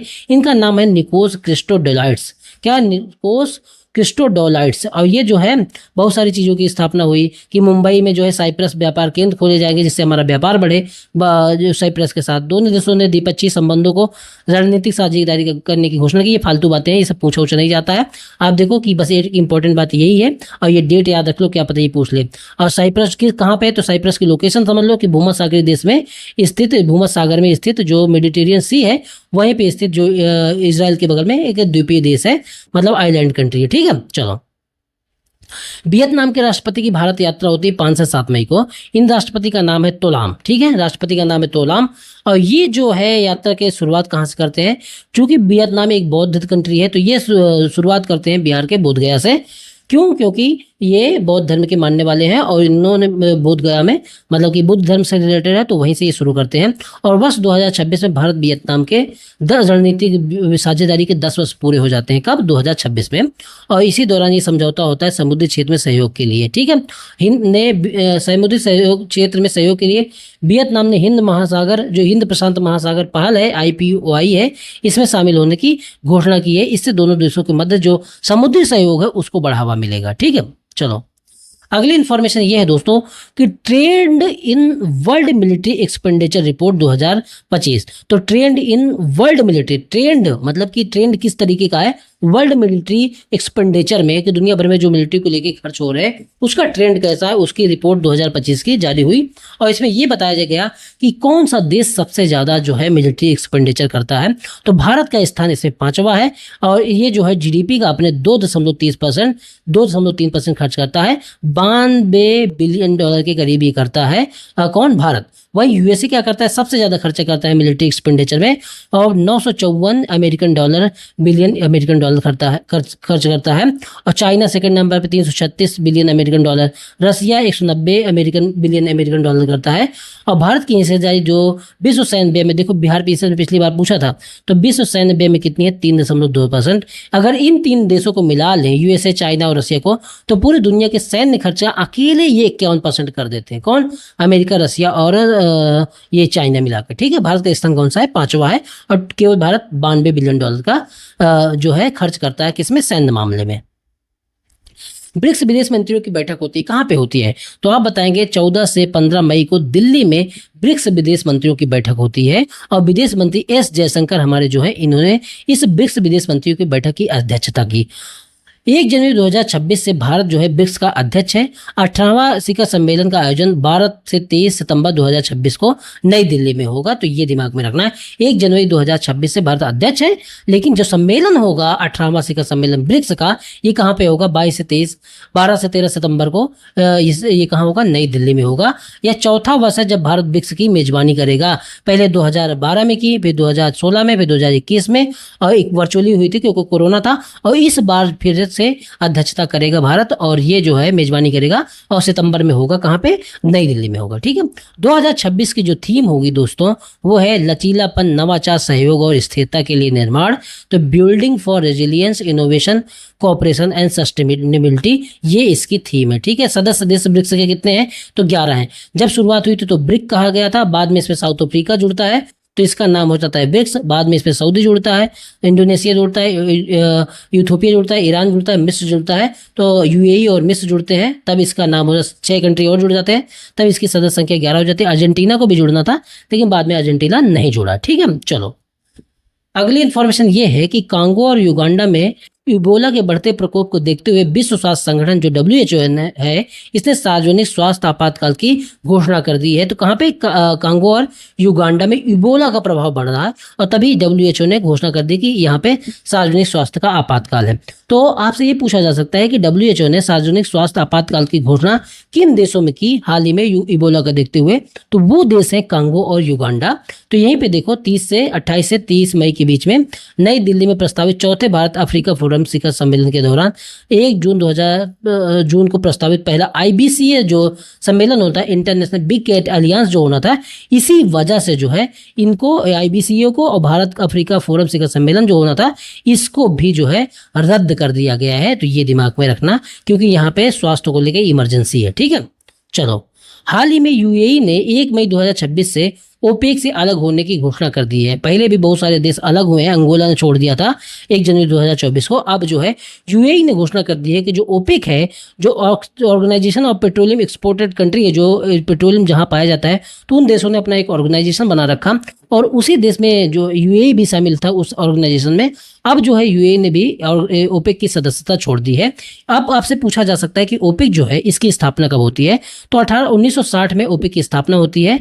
और कहाँ पे होती है, बगदाद में होती है, इराक में, और इस बगदाद सम्मेलन के नाम से जाना जाता है। जब शुरुआत में इसकी स्थापना होती है तो 5 सदस्य देश होते हैं, Iran, Iraq, Saudi, Kuwait, Venezuela. इसका हेडक्वार्टर कहाँ है दोस्तों, इसका हेडक्वार्टर है वियना में। सदस्य देश कौन से हैं, तो अब जो है सदस्य देश 12 हैं, 5 तो यही हैं, अल्जीरिया है, गिनी है, Libya, Gabon, Congo, Nigeria, UAE है। अब जो है UAE ने भी इसकी सदस्यता छोड़ दी है। उसके पहले जो अंगोला भी इसका सदस्य था, उसने भी जो सदस्यता छोड़ दी थी। तो यही न्यूज़ थी। खरीफ फसलों के लिए MSP की घोषणा की गई है। तो खरीफ आपको पता है खरद, ठीक है, ऐसे मतलब याद रखो। तो पहले खरीफ का सीजन आता है बरसात के समय पे, ठंडी में रबी का सीजन, और गर्मी में जो होता है जो वो जायद की फसलें होती हैं। ठीक है, तो जायद की जैसे खीरा, ककड़ी, मूली, गाजर, सब्जियां वगैरह, तो जायद की फसलें हैं। और वहीं पे जो बरसात के टाइम पे लगाई जाती हैं, जैसे अभी का सीजन है, तो खरीफ की फसलें होती हैं। ठीक है, तो सर्वाधिक जो वृद्धि किसमें की गई है, सूरजमुखी में कितनी 622 रुपये प्रति क्विंटल। न्यूनतम वृद्धि की गई है मक्का में, कितना 10 रुपये प्रति क्विंटल की वृद्धि की गई है। धान का जो MSP है इसमें 72 रुपये बढ़ाकर MSP में घोषणा की वृद्धि की गई है, और ये टोटल हो गया है 2441 रुपये प्रति क्विंटल। इस दौरान गन्ने के लिए जो FRP जो remunerative fair and remunerative price जारी किया जाता है उसमें 10 रुपये प्रति क्विंटल की वृद्धि की गई है, और ये वर्तमान 365 रुपये प्रति क्विंटल है। धान का याद रखो भाई, ये हमेशा पूछा जाता है, धान का ग्रेड A धान का, गेहूं का, गन्ने का, इन सब का सबसे ज्यादा पूछा जाता है। वर्ष 2025-26 में भारत का व्यापार कितना रहा, तो सबसे बड़ी बात यह है कि 2025-26 में हमारा सबसे बड़ा व्यापार भागीदार देश कौन सा रहा है, तो वो चाइना रहा है कि ना कि अमेरिका। पहले नंबर पे चाइना, दूसरा नंबर पे अमेरिका। अब चाइना से हमारा द्विपक्षीय व्यापार जो रहा है दोस्तों, वो 151 बिलियन $US का रहा है। उसमें हमने 136 बिलियन आयात किया और 19 बिलियन केवल निर्यात किया। इतना हमारा व्यापार घटा है। $112 बिलियन जो है हमारा चाइना से व्यापार घटा है। दूसरा जो व्यापारिक देश है हमारा साझेदार, वो है अमेरिका। अमेरिका से जो हमारा द्विपक्षीय व्यापार है वो 140 रहा है, इससे 151 रहा है चाइना से, और अमेरिका से $140 बिलियन रहा है। इसमें आयात हम 52 करते हैं, निर्यात जो है 87 करते हैं। तो चाइना के मामले में हम व्यापार घाटे में हैं, और अमेरिका के मामले में हम व्यापार अधिशेष में है $33 बिलियन का। ठीक है, तो ये दिमाग में रखना। पिछले 4 वर्षों से USA भारत का सबसे बड़ा व्यापारिक साझेदार था, लेकिन 25-26 में चाइना ने USA को पीछे छोड़ दिया और $151 बिलियन का उसके साथ समझौता हुआ या व्यापार हुआ। वहीं USA के साथ $140 बिलियन का ही हुआ। ठीक है, कुछ योजनाएं हैं जिनके 11 वर्ष पूरे हो गए। ये हमेशा जोड़े में ही योजनाएं मतलब कि देखने को मिलेंगी आपको। एक तो प्रधानमंत्री जीवन ज्योति बीमा है, प्रधानमंत्री सुरक्षा बीमा है और प्रधानमंत्री जो अटल पेंशन योजना है वो तीनों, ठीक है। तो ये सामाजिक सुरक्षा की योजनाएं हैं, इसीलिए इन तीनों को एक साथ लॉन्च किया गया था। अब इनके 11 वर्ष पूरे हो गए हैं। शुरुआत 9 मई 2015 को किया गया प्रधानमंत्री जीवन ज्योति बीमा का, और इसके माध्यम से होता क्या कि 18 से 50 वर्ष के जो लोग हैं हर साल 436 रुपये सालाना प्रीमियम भरेंगे। और अगर किसी भी कारण से उनकी मृत्यु वगैरह हो जाती है तो जिसको अपना नॉमिनी बनाए रहेंगे ना उसको 2 लाख रुपए मिलेंगे, ठीक है। उसको 2 लाख तक का बीमा कवर मिलेगा, ठीक है। चलो, प्रधानमंत्री सुरक्षा बीमा योजना, इसमें इसकी शुरुआत कब होती है? इसकी भी 9 मई 2015 को होती है। केंद्र सरकार की एक तरह की दुर्घटना बीमा योजना है और इसके माध्यम से 18 से 70 साल के कोई भी व्यक्ति जो है जिसका बचत बैंक खाता धारक है केवल 20 रुपये प्रति वर्ष जो है प्रति वर्ष का प्रीमियम देखिए 2 लाख तक का दुर्घटना बीमा कवर प्राप्त कर सकता है। केवल 20 रुपये आपको पर हर साल देने हैं और 18-70 साल का कोई भी व्यक्ति होगा उसको अगर दुर्घटना वगैरह होती है तो 2 लाख तक का उसको बीमा कवर दिया जाएगा। अटल पेंशन योजना जो असंगठित क्षेत्र के श्रमिक हैं उनके लिए ये है कि 18 से 40 वर्ष तक का कोई भी व्यक्ति जो है जो आयकर दाता नहीं है, जो इनकम टैक्स नहीं देता है, वो उस योजना में शामिल हो सकता है। 60 वर्ष तक आप इसमें पैसा जमा कर सकते हो और 60 वर्ष के बाद जब आपको क्या हुआ मतलब 18 से 40 वर्ष के हो और उसके बाद जब अगर 60 साल के हो जाते हो तब आपको जाके इसमें क्या होगा कि आपको 1000 रुपये से लेके 5000 तक की पेंशन दी जाएगी। आप 18 से 40 साल के हैं तो जमा करते रहो, बाद में आपको पेंशन दी जाएगी उसी अनुपात में दी जाएगी जितना आप पैसा जमा करते हैं, ठीक है। आप चाहे मासिक रूप से जमा कर दो, तिमाही रूप से जमा कर दो, अर्धवार्षिक जमा कर दो, किसी भी तरीके से आप इसमें पैसा जमा कर सकते हो। अगली इन्फॉर्मेशन ये देखो कि दक्षिण भारत में अपनी सेवाओं का नेटवर्क जो मजबूत करने के लिए भारतीय रेलवे ने दक्षिण तट रेलवे नाम से नए जोन का गठन किया जिसका हेडक्वार्टर जो होगा विशाखापट्टनम में और ये जो होगा रेलवे का 18वां जोन होगा। इसके पहले 17 जोन थे, ठीक है। महाराष्ट्र में 2 जोन थे। इसका गठन ईस्ट कोस्ट रेलवे तथा साउथ सेंट्रल रेलवे के कुछ हिस्सों को काट कर हुआ है। तो ये छोटी सी इन्फॉर्मेशन है। वित्त वर्ष 2025-26 में आरबीआई के पास जो लाभांश होता है उस लाभांश में से 2.87 लाख करोड़ जो है लाभांश उसने सरकार को दे दिया है। पिछले वर्षों की तुलना में 6.9% की इसमें वृद्धि हुई है, मतलब कि इतना ज़्यादा और सरकार को उसने दे दिया है। जबकि पुरानी परंपरा ये रही है कि लाभांश सरकारों को नहीं दिया जाता था, लेकिन ये कोई नियम के विरुद्ध नहीं, सरकार को दे सकती है। उसी को देखते हुए सरकार ने ले लिया आरबीआई से। टाटा स्टील के बाद भारत की जो फार्मास्यूटिकल कंपनी है सन फार्मास्यूटिकल, इसने विदेश में दूसरा सबसे बड़ा अधिग्रहण किया है। यूएसए की कंपनी ऑर्गेनॉन एंड कॉर्पोरेशन का अधिग्रहण इन्होंने स्वास्थ्य की कंपनी उसका अधिग्रहण किया है। इससे पहले जो टाटा की एक कंपनी टाटा स्टील ने Anglo Dutch steel India company forum का ग्रुप का जो है अधिग्रहण PLC ग्रुप नाम था उसका अधिग्रहण किया था। अब जो है उसके बाद दूसरा सबसे बड़ा अधिग्रहण यही हुआ है कि टाटा स्टील के बाद जो है फार्मा कंपनी है एक सन फार्मास्यूटिकल, इसने जो अमेरिका की कंपनी है ऑर्गेनॉन एंड कॉर्पोरेशन इसका जो है अधिग्रहण कर लिया है। 2025-26 में कृषि उत्पादन का अग्रिम अनुमान कितना रहा है? तो ये माना जा रहा है कि इसका जो अनुमान रहा है कुल खाद्यान्न का वो 376 मिलियन MMT रहा है, ठीक है। मिलियन मतलब कि मीट्रिक टन रहा है, तो ये दिमाग में रखना 376। इसमें 19 MMT की जो है वृद्धि हुई है। चावल जो है 154 MMT, गेहूँ मतलब कि मीट्रिक टन होता है, मिलियन मीट्रिक टन ऐसे करके होता है, ठीक है। गेहूं जो है 120 MMT, इसका उत्पादन इतना रहेगा।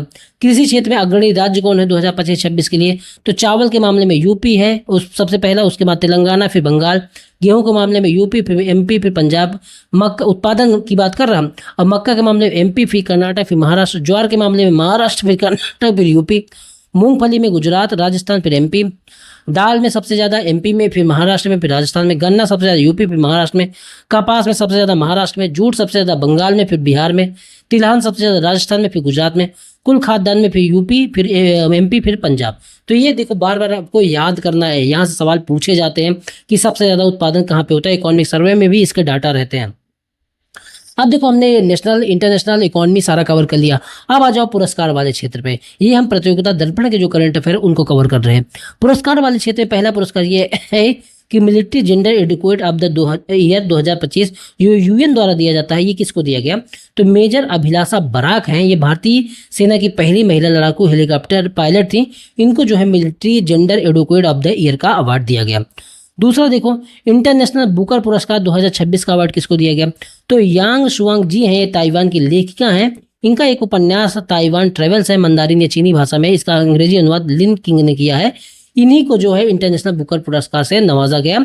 2025 का यह जो पुरस्कार इंटरनेशनल बुकर पुरस्कार दिया गया था बानू मुश्ताक की जो एक रचना थी हार्ट लैम्प कन्नड़ भाषा में, उसको दिया गया था। ठीक है, ये दिमाग पर रखना। गोडार्ड एस्ट्रोनॉमिकल अंतरिक्ष पुरस्कार यूएसए द्वारा दिया जाता है और इन्होंने इसरो का जो चंद्रयान 3 मिशन था उसको ये अवार्ड दिया। गिलर्मो कार्नो विश्व प्रेस स्वतंत्रता पुरस्कार यूनेस्को का पुरस्कार है, जो प्रेस की स्वतंत्रता के क्षेत्र में दिया जाता है, और ये जो दिया गया सूडानी पत्रकारी संघ है उनको दिया गया। पुलित्जर पुरस्कार 2026 किसको दिया गया? तो भारतीय खोजी पत्रकार आनंद आर के और सुपर्णा शर्मा है, इनको इलस्ट्रेट रिपोर्टिंग और कमेंट्री श्रेणी में ये पुरस्कार दिए गए। इलस्ट्रेट बोलते हैं मतलब कि बढ़िया से रिपोर्टिंग करते हैं, उस श्रेणी में इनको जो है विस्तृत तरीके से करते हैं, तो उस श्रेणी में इनको जो है पुलित्जर पुरस्कार दिया गया। अब बुक्स की बात कर लेते हैं। घोस्ट आई, ये किसकी बुक है? तो अमिताभ घोष की बुक है। फॉर स्टार्स ऑफ डेस्टिनी, ये किसकी बुक है? जनवंत मनोज मुकुंद नरवणे की बुक है। अपनापन, ये किसकी बुक है? तो नरेंद्र मोदी संग मेरे अनुभव। अपनापन, ये नरेंद्र मोदी संग मेरे अनुभव, ये किसकी बुक है? शिवराज सिंह चौहान की बुक है। अब देखो कुछ ये इंपॉर्टेंट बुक की बात हो गई। अब नियुक्तियों के बारे में जान लो। तो नेस्कॉम के नए चेयरमैन कौन बने हैं? श्रीकांत वेलाम कन्नी बने हैं। प्रसार भारती के नए चेयरमैन कौन बने हैं? प्रसून जोशी।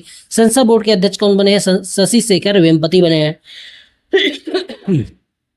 एनसीएलटी के चेयरमैन कौन बने हैं? अनुपेंद्र सिंह ग्रेवाल बने हैं।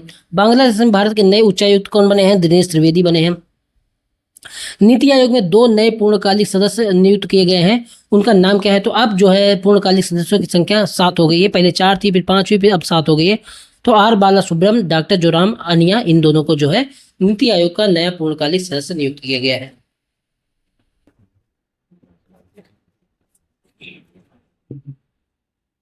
आरबीआई के नए डिप्टी गवर्नर कौन नियुक्त किए गए हैं? रोहित जैन। नए चीफ ऑफ डिफेंस स्टाफ कौन बने हैं? एनएस राजा सुब्रमण्य बने हैं। नौसेना के नए प्रमुख एडमिरल कृष्णा स्वामीनाथन बने हैं। युगांडा के नए राष्ट्रपति युवेरी मुसेवेनी 7वीं बार ये बने हैं।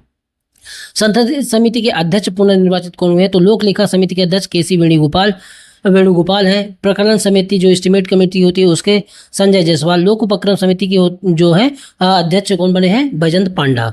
ठीक है, तो ये आपने देख लिया। अब देखो कुछ इंपॉर्टेंट डेज होते हैं, उनकी जो थीम वगैरह पूछी जाती है तो उनको भी देख लो। जैसे 1 मई को क्या मनाया जाता है? तो मजदूर दिवस मनाया जाता है। और इसकी शुरुआत कब होती है?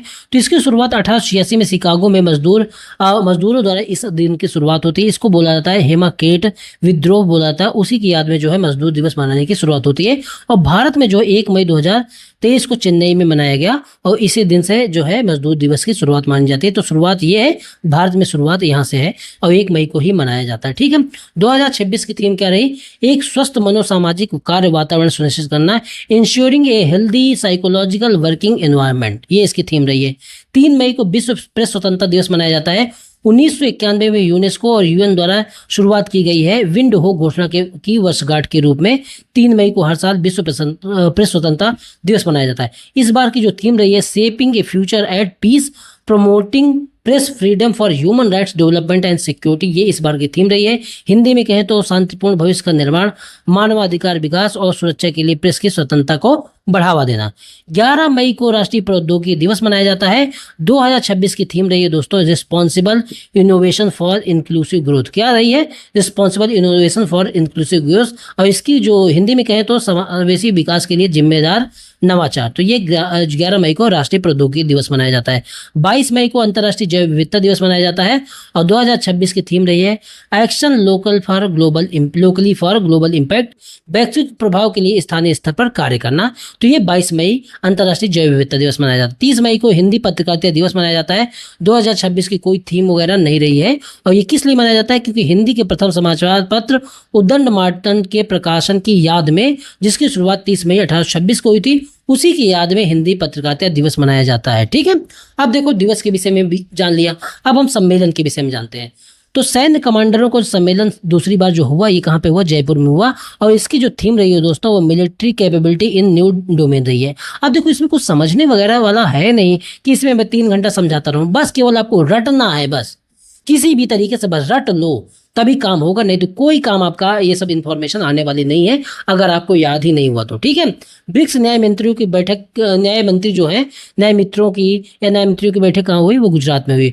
मिशन वंदे मातरम अभियान क्या है, तो बीएसएफ की पहली पूर्ण महिला पर्वतारोहण टीम के द्वारा माउंट एवरेस्ट पर तिरंगा फहराया गया, इसी को मिशन वंदे मातरम अभियान कहा गया। 4 सदस्यीय टीम थी, उनके द्वारा ये किया गया। सैन्य अभ्यास जो है सिनबैक्स किसके द्वारा किसके किसके बीच में होता है, तो भारत और कंबोडिया के बीच में होता है, ये हुआ। नेपाल के पर्वतारोही कामी रीता शेरपा ने विश्व के सर्वोच्च शिखर जो है एवरेस्ट शिखर पर 32वीं बार आरोहण कर अपना ही विश्व रिकॉर्ड तोड़ दिया। सबसे ज्यादा यही चढ़े थे, अब फिर इन्होंने अपना ही विश्व रिकॉर्ड तोड़ दिया है। महिलाओं के मामले में देखिए, शेरपा के बाद दूसरा स्थान 31 बार एवरेस्ट आरोहण करने वाले पर्वतारोही कौन है, पासंग दावा शेरपा है। महिला भी एक शेरपा करके ही है, वो है। ठीक है, तो ये दिमाग में रखना। अब विज्ञान प्रौद्योगिकी में देख लो, किसी भी राज्य में मंत्रिमंडल स्तर पर समर्पित एआई पोर्टफोलियो बनाने वाला पहला राज्य कौन है कि जिसने एआई पोर्टफोलियो बनाया है, एआई मिनिस्टर बनाया है, वो है केरल राज्य। उद्योग एवं वाणिज्य विभाग के अंतर है, और इसके मंत्री कौन बनाए गए, पीके कुल्हाड़ी कुट्टी बनाए गए हैं। रोबोट बिच्छू गा भी बहुत ज़्यादा फेमस था, तो ये क्या है, तो ये दक्षिण कोरिया में एक जोगेस्पा मंदिर है, इसमें देश के पहले मानवरूपी रोबोट भिक्षु जो है इसका गावी का अनावरण किया गया। ये तो भिक्षु है, उसका रोबोट है, तो उसका अनावरण किया गया। जोगेस्पा मंदिर है, एक बौद्ध मंदिर है। तो बौद्ध धर्म के बौद्ध धर्म को आधुनिक बनाकर युवा पीढ़ी से जोड़ने के लिए ये सारा काम किया जा रहा है, रोबोट वगैरह बनाए जा रहे हैं। ठीक है, हाल ही में स्वीडन भारत के शुक्रयान मिशन में भागीदार के रूप में सम्मिलित हुआ। तो मार्च 2028 तक ये जो शुक्रयान है वो संभावित है, और बजट जो है इसका 1263 करोड़ है। रॉकेट LMV-3 उससे ये जाएगा शुक्र मिशन। ठीक है, चलो हैदराबाद स्थित स्टार्टअप है इयान स्पेस लैब्स है। इसने क्या काम किया, इसने ड्रोन के लिए भारत का पहला जर्मेनियम मुक्त थर्मल इमेजिंग पेलोड विकसित किया है। ठीक है, इसका उद्देश्य ये होगा कि भारत की जो रक्षा आपूर्ति श्रृंखला है उसको सुरक्षित और आत्मनिर्भर बनाना। एक बार पढ़ लेना, कुछ ऐसा इसमें है नहीं कि जो मैं आपको बहुत ज़्यादा डिस्क्राइब करके बताऊं, कुछ भी नहीं है इसमें।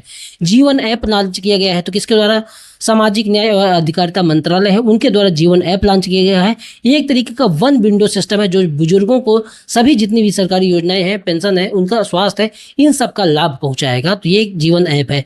इसी तरीके से पृथ्वी विज्ञान मंत्रालय है, इनके द्वारा ब्लॉक स्तर पर मौसम संबंधी भविष्यवाणी के लिए 2 AI टूल्स लॉन्च किए गए हैं, जिसका नाम है AI enabled forecast of monsoon advance. दूसरा है मिथुन है, इसको वेदर मॉडल पर आधारित है। ठीक है, तो ये दिमाग में रखना कि 2 AI टूल्स जो है पृथ्वी विज्ञान मंत्रालय द्वारा ब्लॉक स्तर के लिए बनाए गए हैं। पर्यावरण प्रौद्योगिकी में क्या क्या है हमारे पास है, तो देखो पहली न्यूज ये है कि वैश्विक वन लक्ष्य जो है रिपोर्ट 2026 की जारी की जाती है, और UN फोरम ऑन फॉरेस्ट सचिवालय तथा आर्थिक एवं सामाजिक मामले के द्वारा जारी की जाती है। और इसके माध्यम से ये बताया जाता है 2015 से 25 के बीच में वैश्विक वन जो क्षेत्र है उसमें गिरावट आई है, और सबसे ज़्यादा जो गिरावट आई है वो दक्षिण अमेरिका में और गिरावट आई है। और सबसे ज़्यादा मतलब कि पूरा वैश्विक वन क्षेत्र कितना है, भूभाग का 32% है। हमारे यहाँ कितना है, 24-25% है। ठीक है, चलो COP31 जो होगा, जो कॉन्फ्रेंस ऑफ पार्टी होगा UNFCCC का, वो 9 से 20 नवंबर 2026 के बीच में तुर्की के अंताल्या शहर में होगा। L'Oréal UNESCO for women in science international award 2026 की घोषणा की जाती है। तो ये जो L'Oréal UNESCO for women in science international award की घोषणा की, इस बार कितने महिलाओं को दिया गया, तो 5 महिलाओं को ये दिया गया है। और देखो असम का जो काजीरंगा नेशनल उद्यान है, ये देश का पहला satellite tagged Ganga soft shell कछुआ, जिसको नील सोनिया गेंगेटिका बोला जाता है, इसमें जो है इस काजीरंगा राष्ट्रीय उद्यान में ये छोड़ा गया। द ओशन सेंसस अभियान ये जो है किसका है, तो जापान और यूके के सहयोग का ये ओशन सेंसस अभियान है। ओशन की सेंसस की जाएगी, तो समुद्री जीवों के विलुप्त होने से पहले उनकी पहचान करना और महासागरीय जो जैव विविधता बायोडायवर्सिटी उसको जो है संरक्षण करना, ये द ओशन सेंसस अभियान का लक्ष्य है। ठीक है, किसके किसके द्वारा जारी किया गया है, मतलब कि सहयोग से शुरुआत की गई है, जापान और यूके के सहयोग से। कर्नाटक जो है पहला ऐसा जो राज्य बन गया है जो ग्राम स्तर पर जलवायु कार्य योजना लाएगा। कौन है, कर्नाटक। कीवी मिशन क्या है, अरुणाचल प्रदेश में जो है ये कीवी मिशन लॉन्च किया गया है। तो पूर्वोत्तर क्षेत्र विकास मंत्री ज्योतिरादित्य सिंधिया जो है, इन्होंने जो है कीवी की खेती को बढ़ावा देने के लिए कीवी मिशन लॉन्च किया है। और कीवी सबसे ज़्यादा कहाँ पाया जाता है, अरुणाचल प्रदेश में। कम से कम पूरे भारत का 40 से ज़्यादा % यही पाया जाता है। क्लस्टर आधारित कीवी की खेती को बढ़ावा दिया जाएगा। प्रमुख वन्य जीव अभ्यारण्य कौन कौन से हैं? आपसे पूछा जाए बरदा वाइल्ड लाइफ सेंचुरी कहाँ पे है, तो गुजरात में है। चपराला वाइल्ड लाइफ सेंचुरी कहाँ है? महाराष्ट्र में। विंसर वाइल्ड लाइफ सेंचुरी कहाँ है? वन्य जीव अभ्यारण्य कहाँ है? उत्तराखंड में। तोलपेटी वन्य जीव अभ्यारण्य कहाँ है? केरल में। D Ering memorial wild life sanctuary कहाँ है? अरुणाचल प्रदेश में। ताडोंबी अंधारी जो है वाइल्ड लाइफ टाइगर रिजर्व कहाँ है? ये कहाँ पे है? महाराष्ट्र में। ग्रेट हिमालयन नेशनल पार्क कहाँ है? हिमाचल प्रदेश में। सारंदा वन्यजीव अभ्यारण्य कहाँ है? झारखंड में है। तो ये देखो मिलान सवाल पूछे जा सकते हैं, आपको याद करना है, ठीक है। और देखो भारतीय प्राणी सर्वेक्षण के वैज्ञानिकों ने बिहार के कैमूर वाइल्ड लाइफ सेंचुरी के में बाहरी इलाकों में छिपकली की एक नई प्रजाति खोजी है, जिसका क्या नाम है? यूब्लेफेरिस झूमा, इस नाम की एक प्रजाति की जो है खोज की है। इसका नाम JSI की पहली महिला निदेशक डॉक्टर घृति बनर्जी, इनको झूमा भी बोला जाता था, उनके नाम पर रखा गया है। तो इस तरीके से साइंस वाला भी सेक्शन आपने कंप्लीट कर लिया। छोटी छोटी इन्फॉर्मेशन है, जब एक बार PDF रख के सामने पढ़ोगे तो सब याद हो जाएगा, कुछ भी इसमें टेक्निकल नहीं है। खेल कूद में इन्फॉर्मेशन जो बची उसको देख लो। हाल ही में किस राज्य ने ओलंपिक खेलों में स्वर्ण पदक जीतने वाले राज्य खिलाड़ियों को 8 करोड़ देने की घोषणा की है? तो अगर कोई खिलाड़ी जो है ओलंपिक में स्वर्ण पदक जीतता है तो उसको 8 करोड़ राज्य सरकार देगी। ये कैसा कहने वाला कौन सा राज्य है? तो बंगाल है। हाल ही में 29वें राष्ट्रीय सीनियर एथलेटिक्स फेडरेशन प्रतियोगिता 2026 का आयोजन कहाँ हुआ? तो रांची में हुआ। थॉमस कप और उबेर कप जो है ये 2026 के कहाँ संपन्न हुए? डेनमार्क में संपन्न हुए। तो ये जो है बैडमिंटन के क्षेत्र में होता है, थॉमस कप और उबेर कप। तो बैडमिंटन की पुरुष टीम जो है इसके बीच में थॉमस कप होता है और उबेर कप जो महिलाओं के बीच में होता है। तो जो ये इसमें थॉमस कप में चीन जीता, फ्रांस को हरा के 12वीं बार विजेता बना। और महिलाओं में विजेता कौन बना? दक्षिण कोरिया, और विजेता चीन बना।